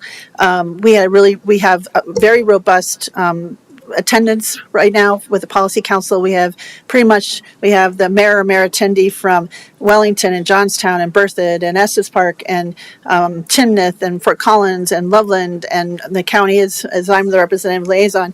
But it's been more robust in a lot of attendance, and people are really interested and want to learn more. And I want to thank them all for attending, and it's made our meetings very even a new level of meaningful and valuable too. I hope that you find that information and feedback helpful, and so I appreciate that. There's as I sat on the suicide fatality review team yesterday and looking at the troubling numbers from 2024, and Amy, thank you for being there.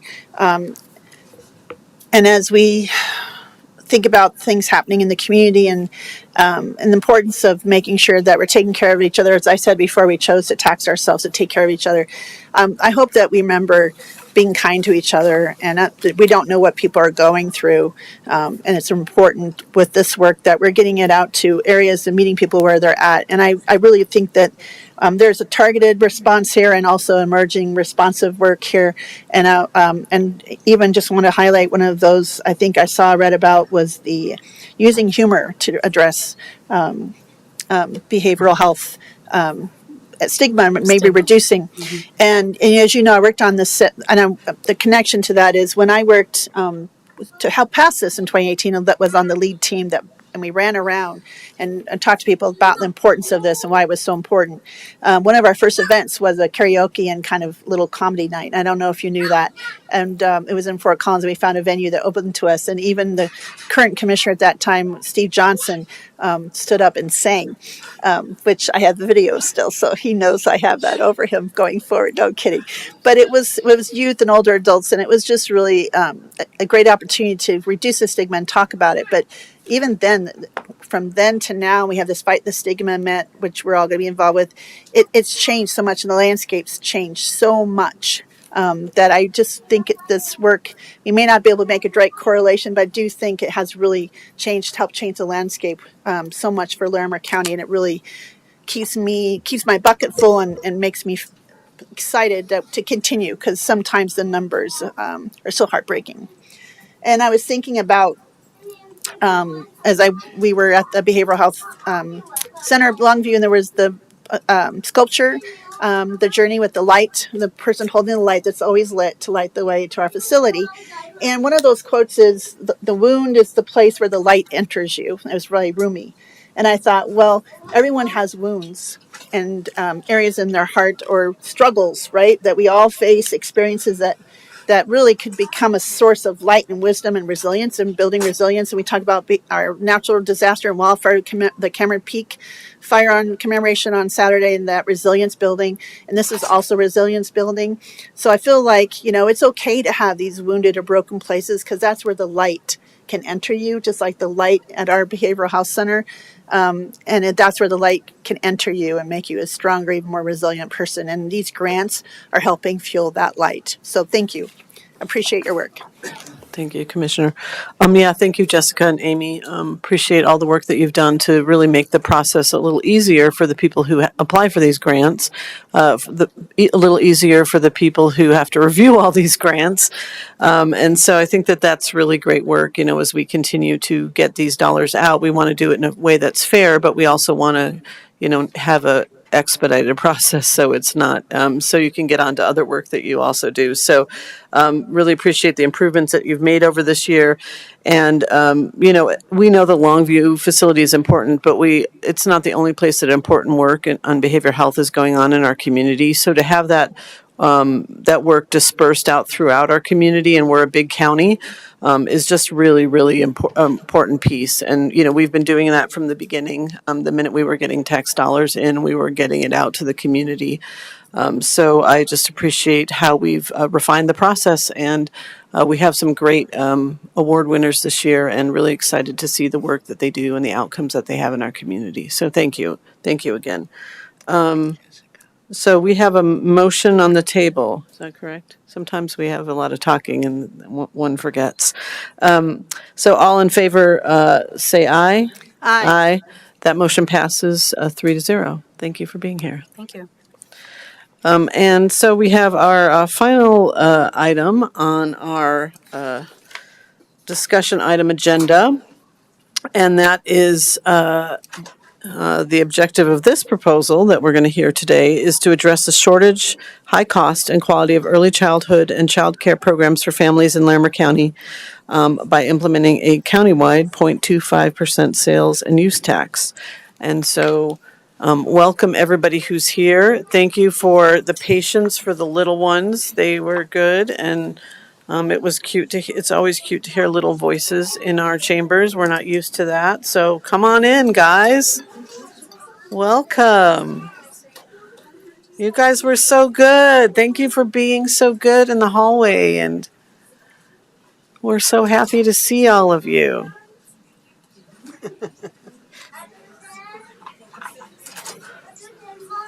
Okay, so we have Christina Taylor from the Early Childhood Council of Larimer County, and it looks like we have several speakers today. I think Christina and Vanessa are going to do kind of the overview of what we're looking at here, and then we'll move on to some of the people in the community. So welcome. Thank you. I'm so excited about the little ones in the audience. Once again, I'm Vanessa Fuel with the Department of Human Services. I'm here in place of Director O'Hare. She couldn't be here today. I'm also a proud member of the Board of Directors for the Early Childhood Council of Larimer County, or ECCLC, a position our department is required to hold with their board. Our partnership is crucial because we at the Department of Human Services see firsthand the daily struggles families face with access to affordable, quality childcare. It's a critical issue that impacts our entire community. The ECCLC has been a dedicated leader in addressing this challenge.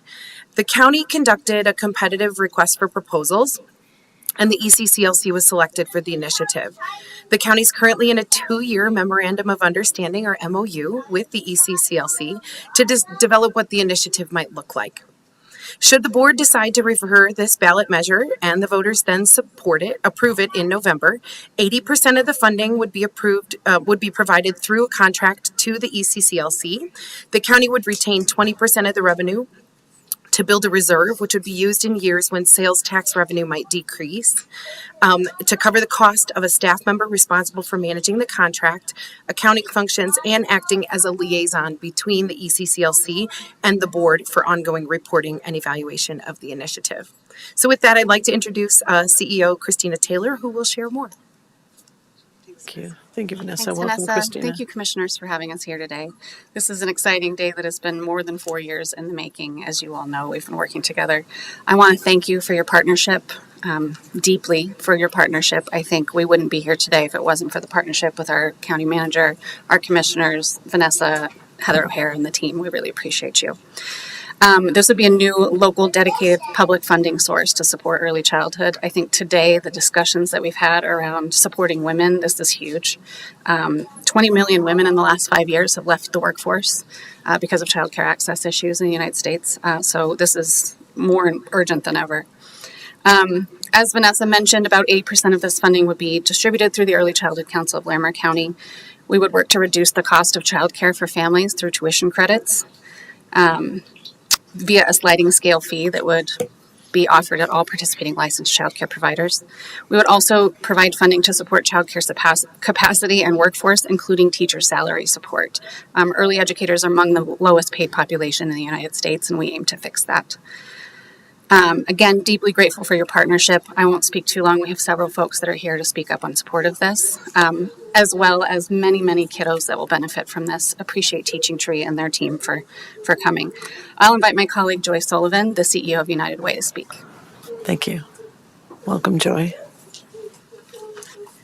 Thanks, Christina. And hi, distinguished commissioners. It's great to be here with you all and county leadership and staff. I'm Joy Sullivan, CEO at United Way of Larimer County, and honored to be here presenting and speaking with others on the importance of this proposal to strengthen early care and education in Larimer County. I had the opportunity in 2021 to co-chair the community steering committee that examined the childcare landscape, looked at how dedicated funding had strengthened communities across the country, and then made recommendations to Larimer County. So the proposal before you today is the direct result of that process and many years of work that we've done since then to continue strengthening with the resources we've had. At the core of those conversations was a simple commitment to make Larimer County a strong, vibrant, and sustainable community.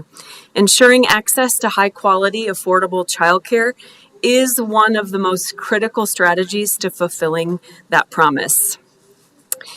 Childcare, where all these little kids and their families, can you guys say hi? Is an investment in our human infrastructure, strengthening both today's workforce for parents and families and tomorrow's, because those are all the future county commissioners, county managers, police officers, teachers, nurses, firefighters. Can you hear some things you might want to be when you grow up? A recent U.S. Chamber of Commerce Foundation study found that childcare breakdowns cost states an average of $1 billion in lost economic activity annually. And as we have heard and discussed, and you all reinforced with which I have so much gratitude, the impact is especially severe for women, with 32% citing the need to be home with family as a barrier to returning to work. This feels so fitting today as we proclaim Women's Equality Day at this same meeting, because equal opportunity in the workplace is impossible without affordable childcare.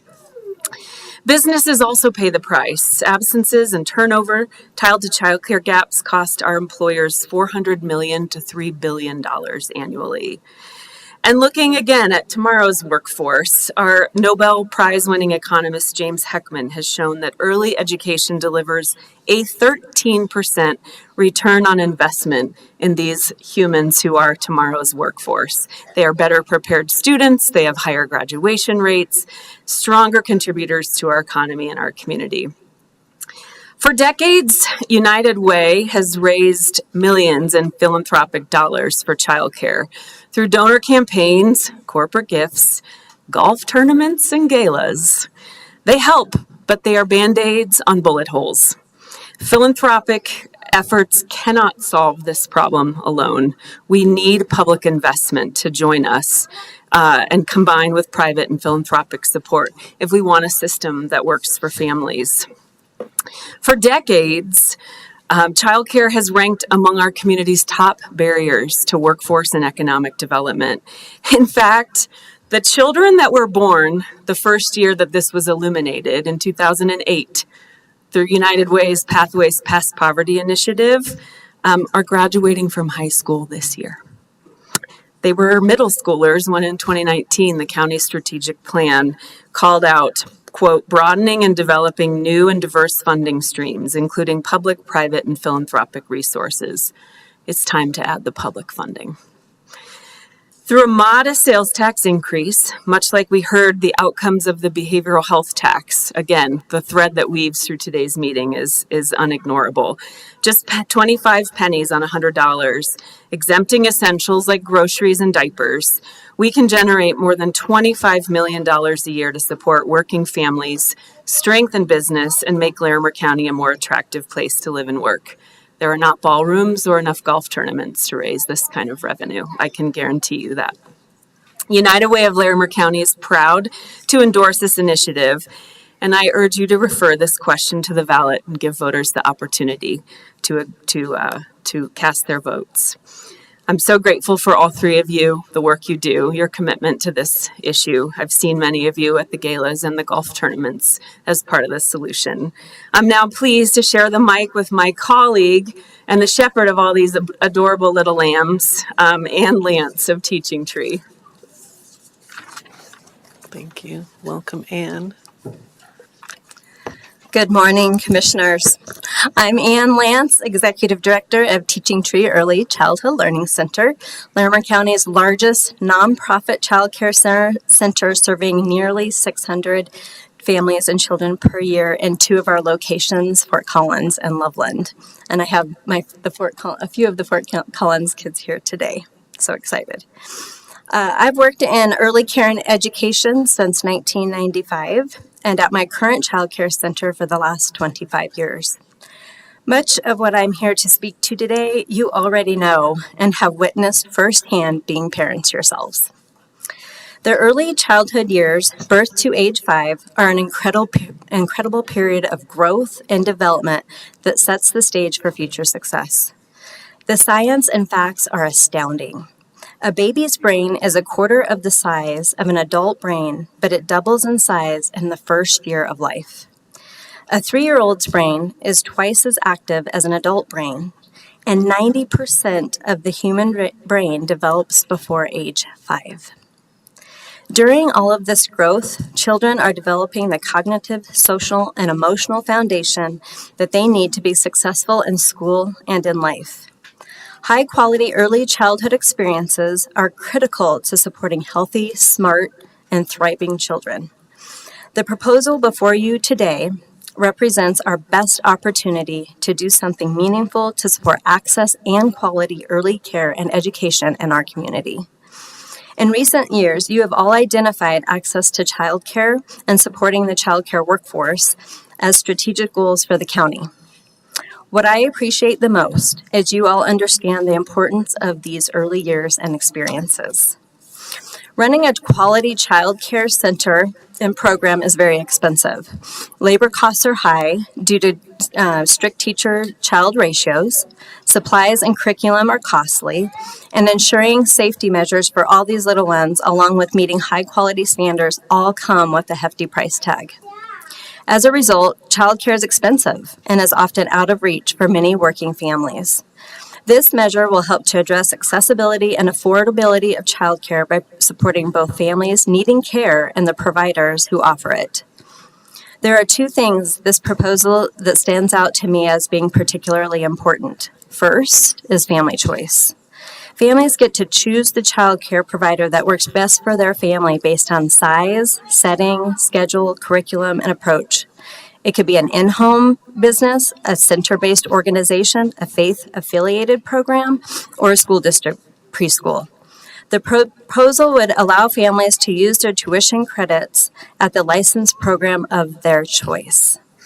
And second, this proposal supports childcare organizations to be used for things like providing salary supplements to pay early childcare providers a living wage, helping to renovate or expand facilities to serve more children, paying for books, supplies, materials.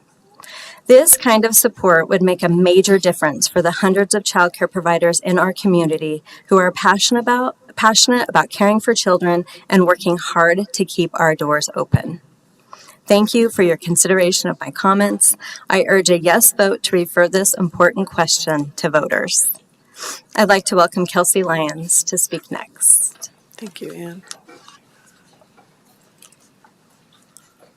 Good morning, Commissioners. It's nice to see you all. My name is Kelsey Lyon, and I'm a parent in Larimer County. However, many of you know me because I used to work at Larimer County at the Department of Health and Environment.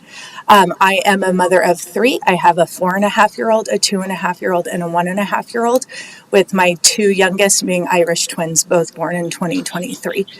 A couple months into 2023, when I got pregnant with my 3rd child, my family and I looked down the tunnel of paying for 3 child cares.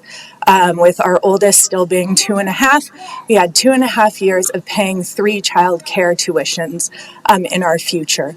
As I looked at what I was getting paid as a high-level leader at the Department of Health and Environment, I could not make the math work to retain employment at the Department of Health and Environment with the salary I was being paid and those expenses.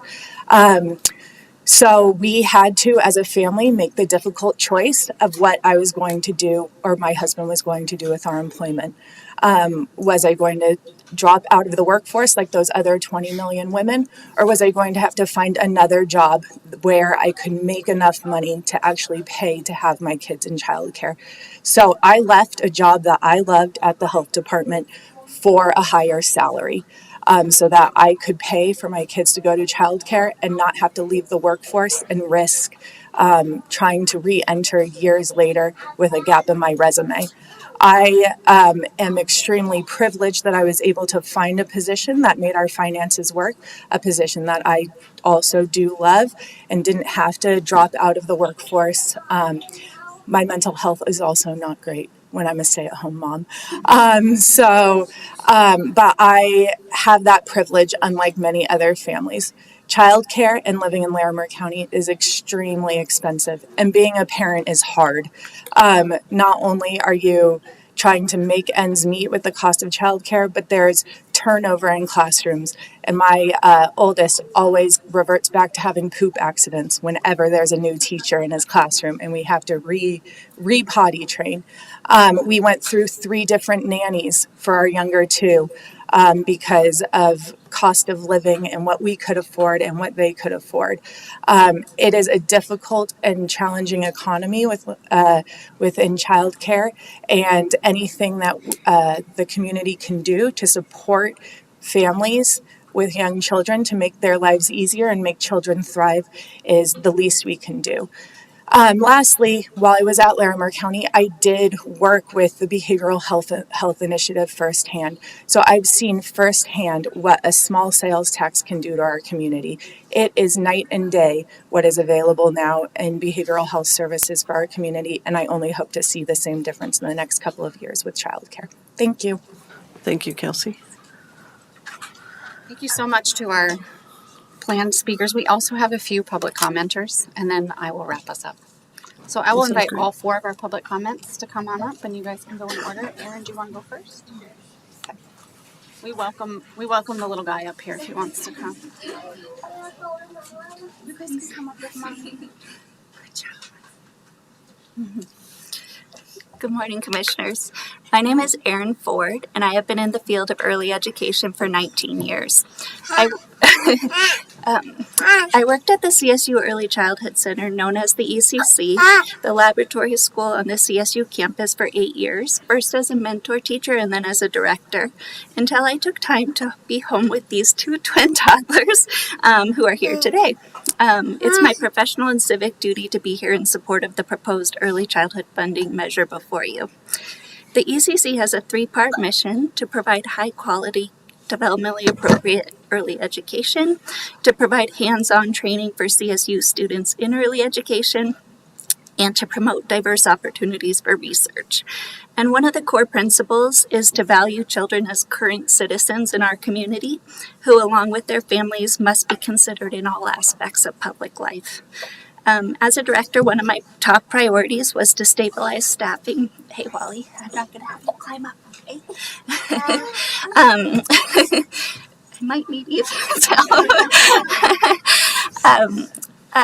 to stabilize staffing post-pandemic by investing in teachers, investing in pay, and respecting them as professionals. Let's see. Sorry, everyone. Let's see. Our early childhood educators make an invaluable contribution to child development by supporting children and families during a crucial period in their growth that shapes their brain architecture and lays the foundation for lifelong health and contributions to our community. I'm not going to have you touch it. We haven't yet made the policy choice to pay. Can I talk out of it? to pay our early childhood educators at a rate commensurate with their critical roles. And we pay them on average between $16 and $19 per hour. An upsetting fact is that just about 15% of early childhood educators in Colorado live at or below the poverty level, and that's 8 times higher than K through 12 educators. This measure is critically important to supporting the development of young children in Larimer County, working families, and the early education workforce because it provides necessary and critical components. First, the tuition support, and then second, support for centers and educators directly in the form of salary, supplements, benefits, or continuing education and training. And this is unique as other early learning funding opportunities often lack this type of support.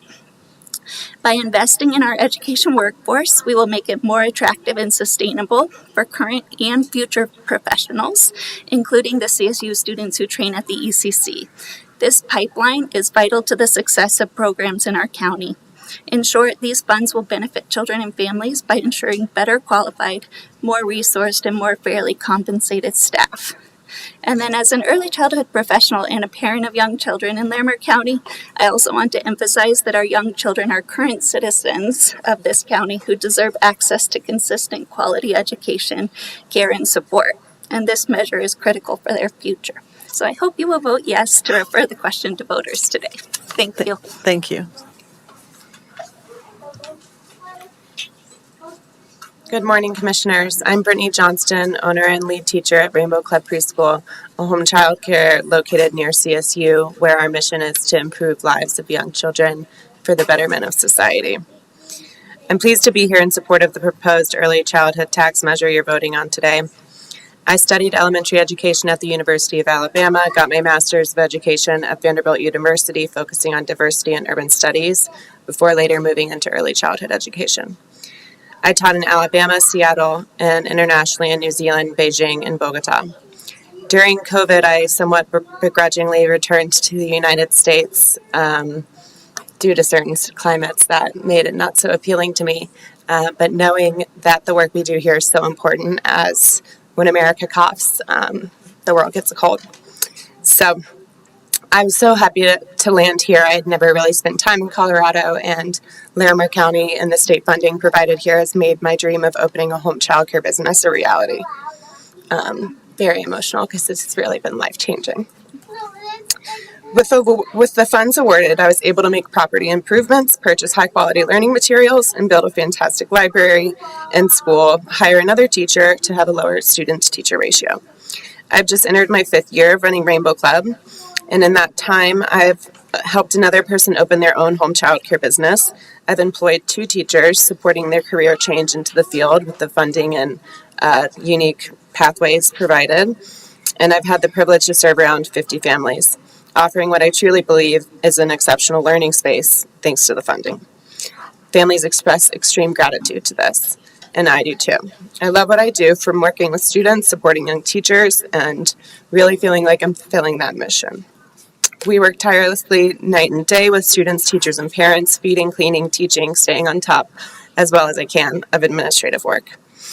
Budgeting continues to feel tighter and tighter as the cost of goods increase. I attempt to pay better wages, and funding is somewhat slowing. I've been fortunate to work with so many women in this audience, and the resources have made all of this possible.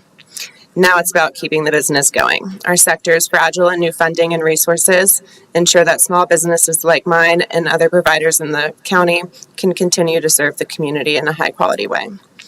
I talk to families and providers every day, and I know that folks are struggling. We can't afford to wait for Denver or Washington to solve these problems, and it's really, really powerful to see what's happening locally. So I ask for your support to refer this measure to the ballot, and thank you all for being here. Thank you, Brittany.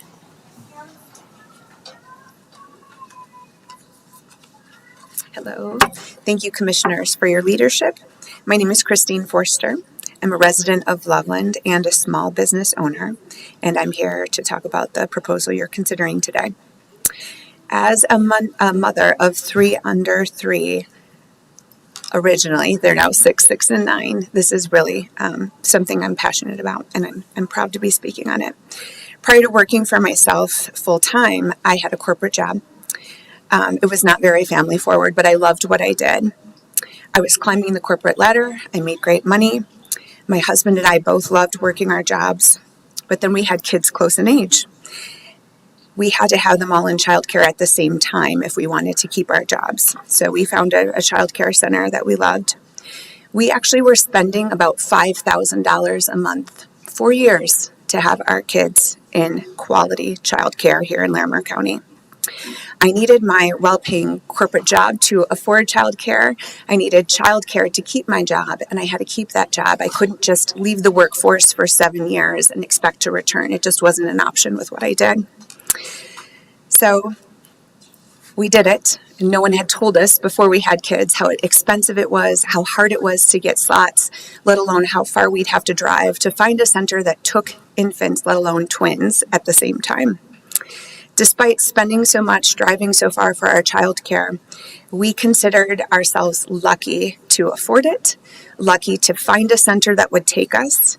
But let's be honest, this isn't lucky, it's nuts. My experience isn't unique. Women are particularly burdened by childcare responsibilities. Reports are showing up to 50% of women out there actually leaving the workforce or considering leaving because the cost and the stress of childcare is just too high. It outweighs our earnings. I am a working mom who survived a broken childcare system, and I'm happy to be here to live to tell the story, but I don't want this for the other parents out there.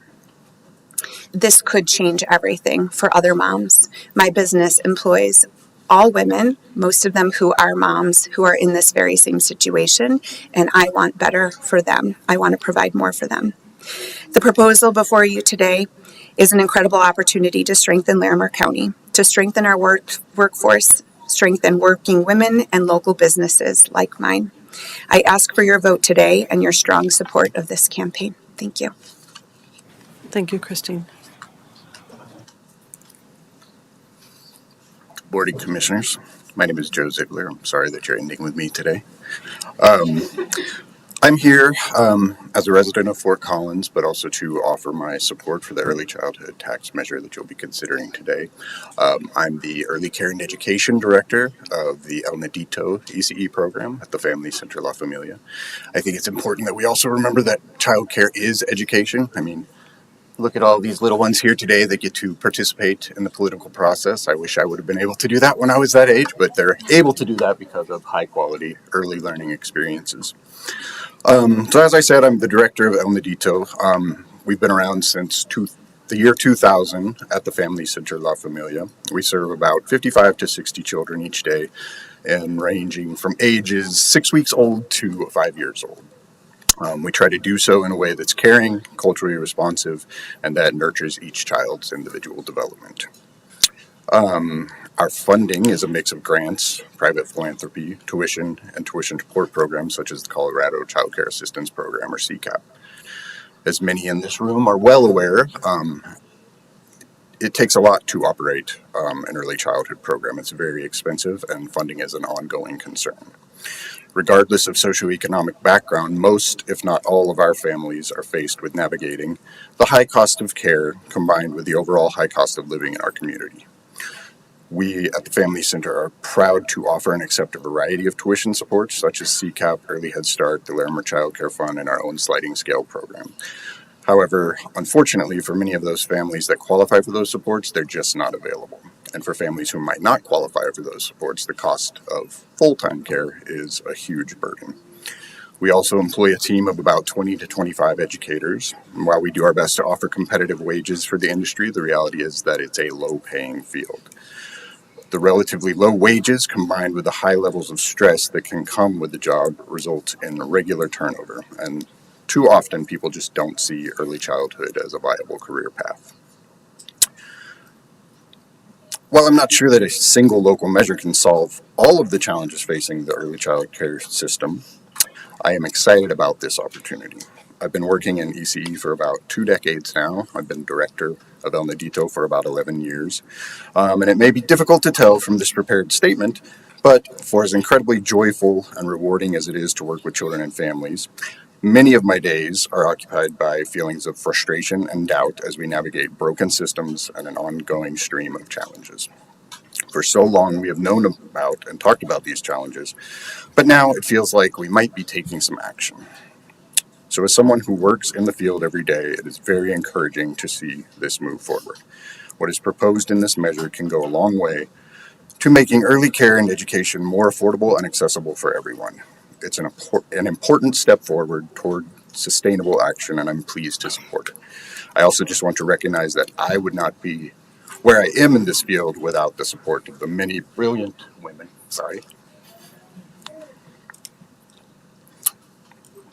that have,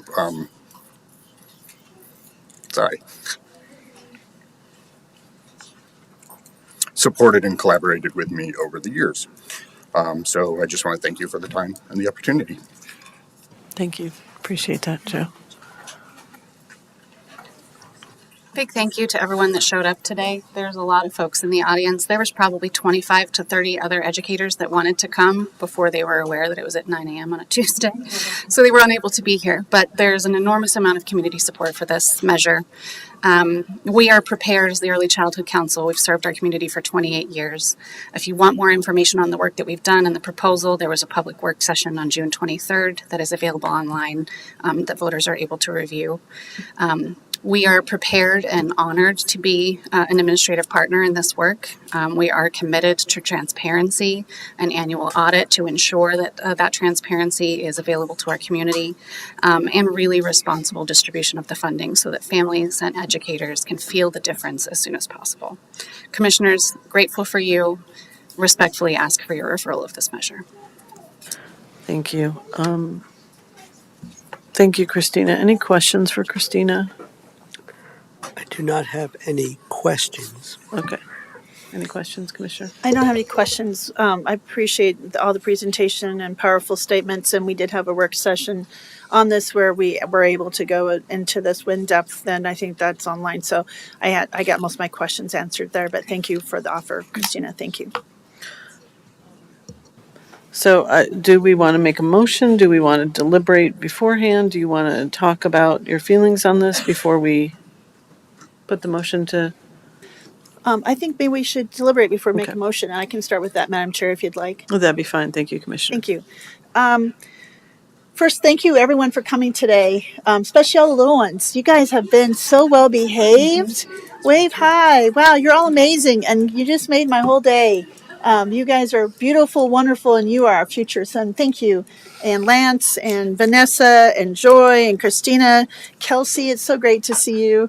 We miss you, but yes, we understand. And my mother-in-law has 3 sets of Irish twins, and I don't know how she raised over 10 kids, but she did it on one, yeah, that's why she had to take a job after a while. But so I get it. It's a struggle. And even I had with grad school and raising my 3 kids, there was childcare became a burden and a barrier to working. And so I had to make that choice. And my husband had to take 2 jobs. So it's something that has been it's not new for most families, but it's getting worse and more of a burdensome time. I think as I think about this, it's really important for, you brought this to us. You've asked us to put this on the ballot, and all of the community members about the importance of this. And I think it's really great to hear the stories, but also the numbers and the data and the facts. And I think that, as elected officials, we need to listen to the public, and we have a strong public presence saying, please put this on the ballot, for letting voters decide whether they'd like to invest in this future and foundation for our community. And I think it's really important and crucial that voters have a say in taxation. That's what our country is built on. It's a fundamental link to our democracy about taxation and representation. That's kind of how, I was learning all about that more. Well, I learned all of it as a child, but when you're actually walking those hallowed grounds of where a Declaration of Independence and some of this happened, it's very moving to see. It seems so large in the history books, but when you're there, you just realize how hard everyday folks worked hard for this opportunity to be have representation and be able to say about taxation. So, I think this will be important for the voters to decide and to understand the value and the need. And a lot of folks don't know about these struggles. So I think it's important that you highlighted that today. Of course, between all of our I don't think this was planned. It just lined up that way, just so people know. We have these proclamations that come, but this all kind of came as a really happy coincidence and weaving that tapestry. I mean, it's not just. I think that these are threads that are weaved together. That you pull one and it kind of the tapestry starts to kind of fall apart. And so I think Larimer County is a wonderful different tapestry that's different. There's 64 counties in Colorado and 369 counties across the country. And when you've met one county, you've met one county. And that's really important to know. We have different governance structures and different needs and different conditions. And that's what's so beautiful about the things we do in Larimer County by referring other ballot measures and the things that we emphasize is really as a response to our residents saying this is a need and we need help. I really appreciate the partnership, having the RFP and having that partnership in the contract between our Human Services Department and Laura Walker. I want to recognize you in the audience. I think you're still here. Oh, she had to leave. Where'd she go? Oh, there he is, Laura Walker. I was recognizing you stepped out. You're like, where'd she go? She has been overseeing this along with Heather O'Hare for a long time, and it's really important the conversation and having that contract and partnership to have that transparency and oversight for so the taxpayers can feel confident that they have a view and a say on where these tax dollars are going, and the accountability and the transparency of how they're spent.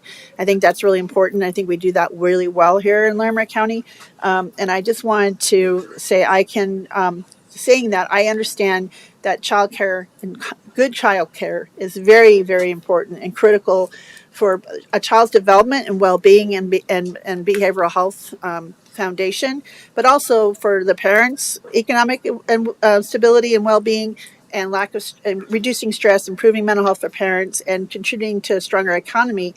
It's really important that we have providing the children with the crucial social, emotional, and cognitive development opportunities through good childcare, but at the same time, we're providing education and stress reducing opportunities and emotional and social connections for families as well and caregivers. And I think that is sometimes we think about it's really on the child, but it is focused on the child, but it's also to support those caregivers and families. It's all comes together to make this benefit for everyone. So with that being said, I can say that I can support hearing the cry and the need for bringing this to the ballot. And I'm certainly supportive of letting the voters decide and certainly highlight all of the things that have been said today about the importance of that and how important it is to recognize the need and know how I think the $5,000 a month was quite stark to have childcare. That's more than most people's mortgages or even double than most people's mortgages. I wanted to highlight that. And I think for the folks the people that are home care, child care, and small business owners who run centers, and it's a passion. It's not just a business, it's a passion and a drive and a purpose. That is just such a joy to have a purpose in life and to be able to feel like you're making a difference and to do that. And I thank you for your work. It's important work. And I hope you have a long legacy of wonderful, happy children going on to healthy lives. And I hope you know your work is invaluable. So with that, Madam Chair, I would lean towards putting this on the ballot and supporting this measure. Thank you. Thank you, Commissioner. Commissioner Kafalis.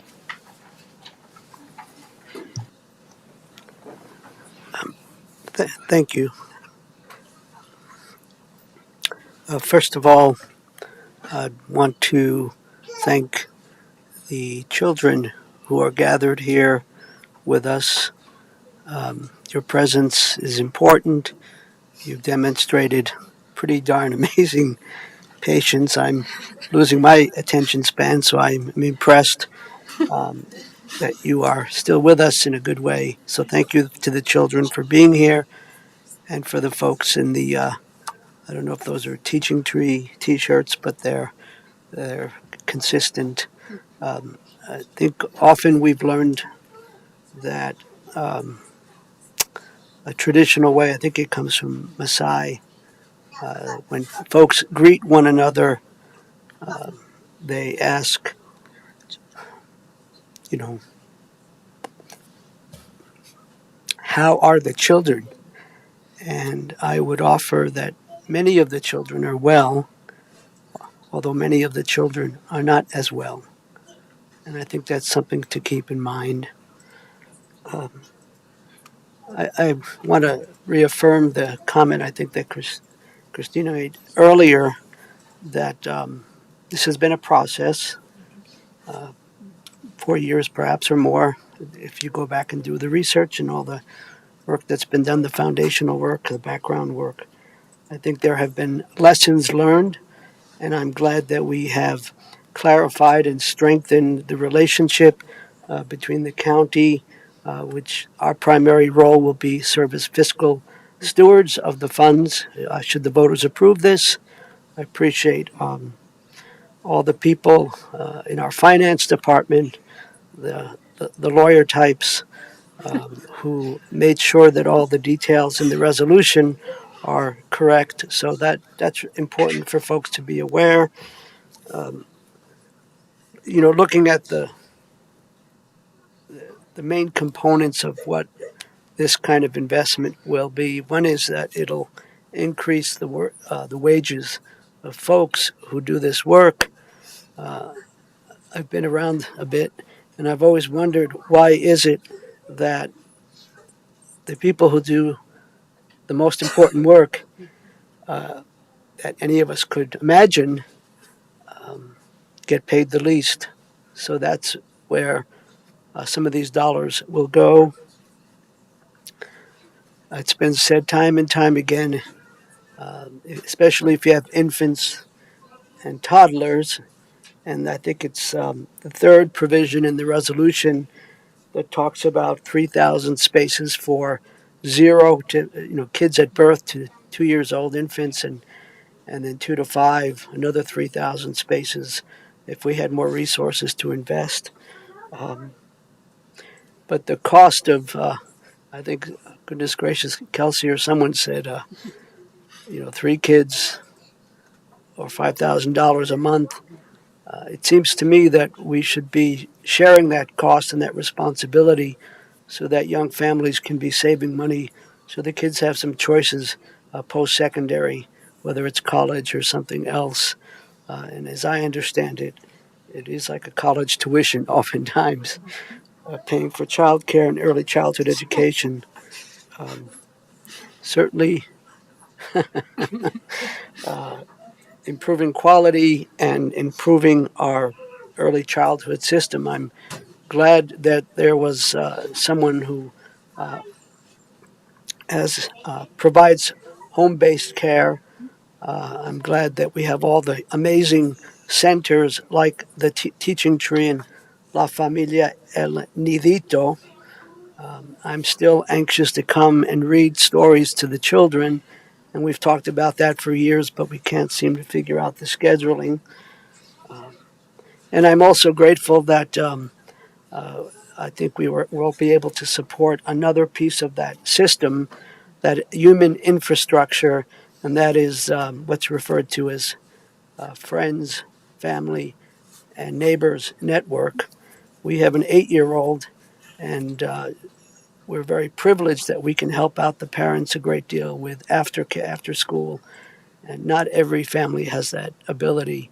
So I think this will be good to help other caregivers provide that care. Well, I've rambled on and on. Yes, I will support the motion to refer this to the voters and call for an election and all of those kinds of things that the attorneys figured out properly. We love our county attorneys. So, yeah, thank you, Christina. Thank you all, the folks who do the work.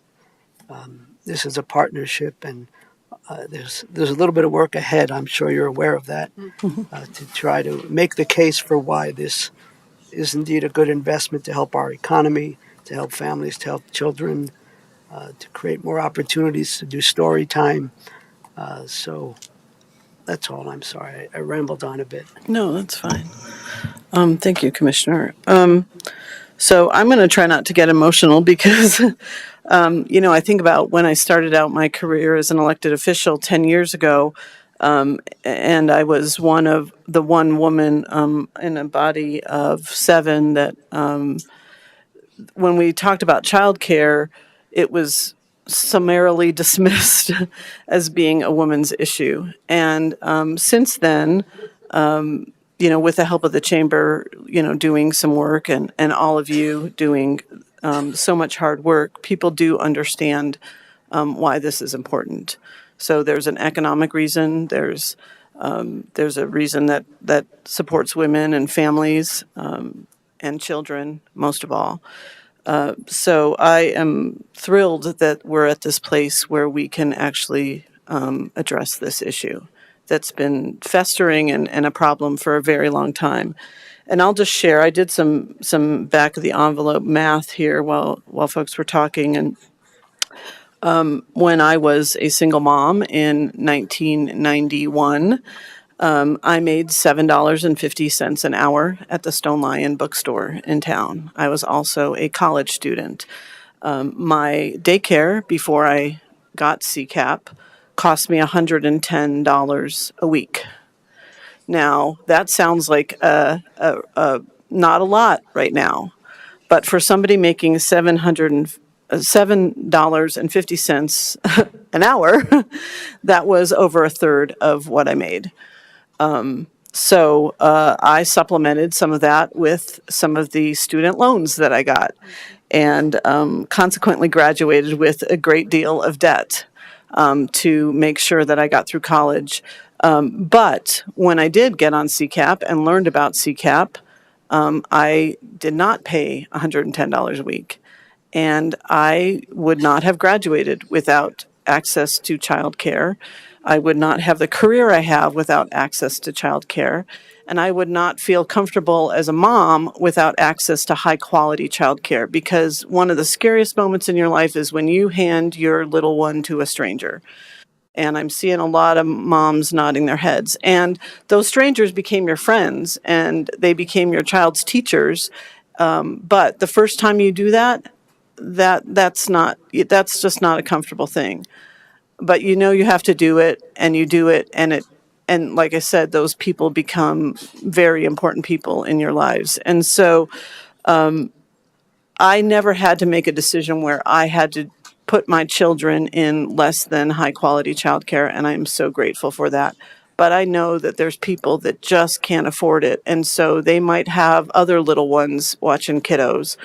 And that's just not where we want to be as a community. This is an opportunity for us as a community to have a dedicated funding source to address an issue that's been longstanding in our community.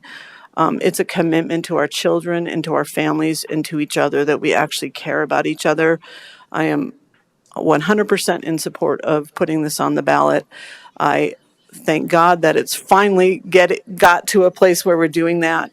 It feels like a culmination of a lot of work amongst the people in this room and people who care about this issue to bring this forward. And so I'm very enthusiastic about it. I look forward to seeing it pass and really having a dedicated funding source to address some of the problems that that people so eloquently talked about today. And I appreciate all of you for being here. I not only appreciate the kids for being extremely well behaved. So this is what high quality childcare does, folks. But also appreciate the dress up clothes. I mean, I could have worn a princess skirt or a sparkles and I would have, fit right in. So I thank you for bringing the young people, because I think it's really good for us to it reminds us about why we're doing this work, right? It reminds us all about why it's important to do all of this work, whether it's mental health care or child care or getting, child support payments in to families. So this is why we do it. This is what should keep us going, and happy to put this on the ballot. And so thank you all for being here. Appreciate it. So with that, Commissioner Kafalis, I will ask you to make the motion on this. Thank you kindly, Madam Chair. And at least one mom and her child are their outfits are color. Their match the colors. So long time coming.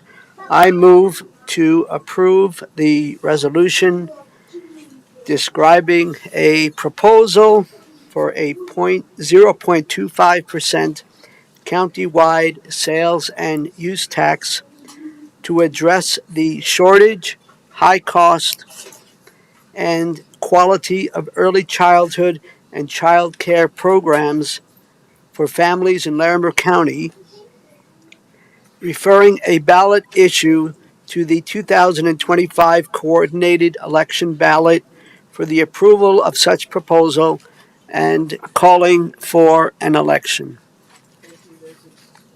Oops, thank you. There's motion on the table. Any further discussion? Just thank you. I actually wouldn't mind hearing from our county manager for a minute with further discussion. Thank you, commissioners. I think all of the important things have been said about what this will do.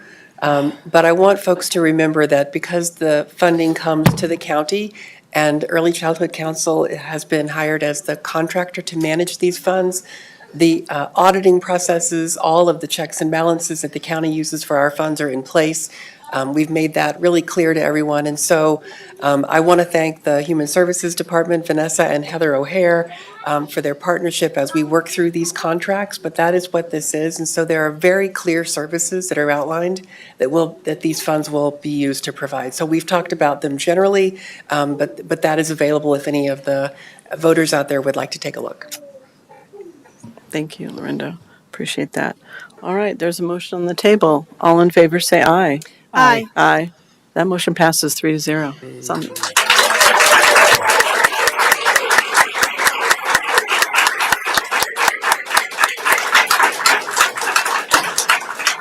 Thank you all for your hard work. Appreciate it.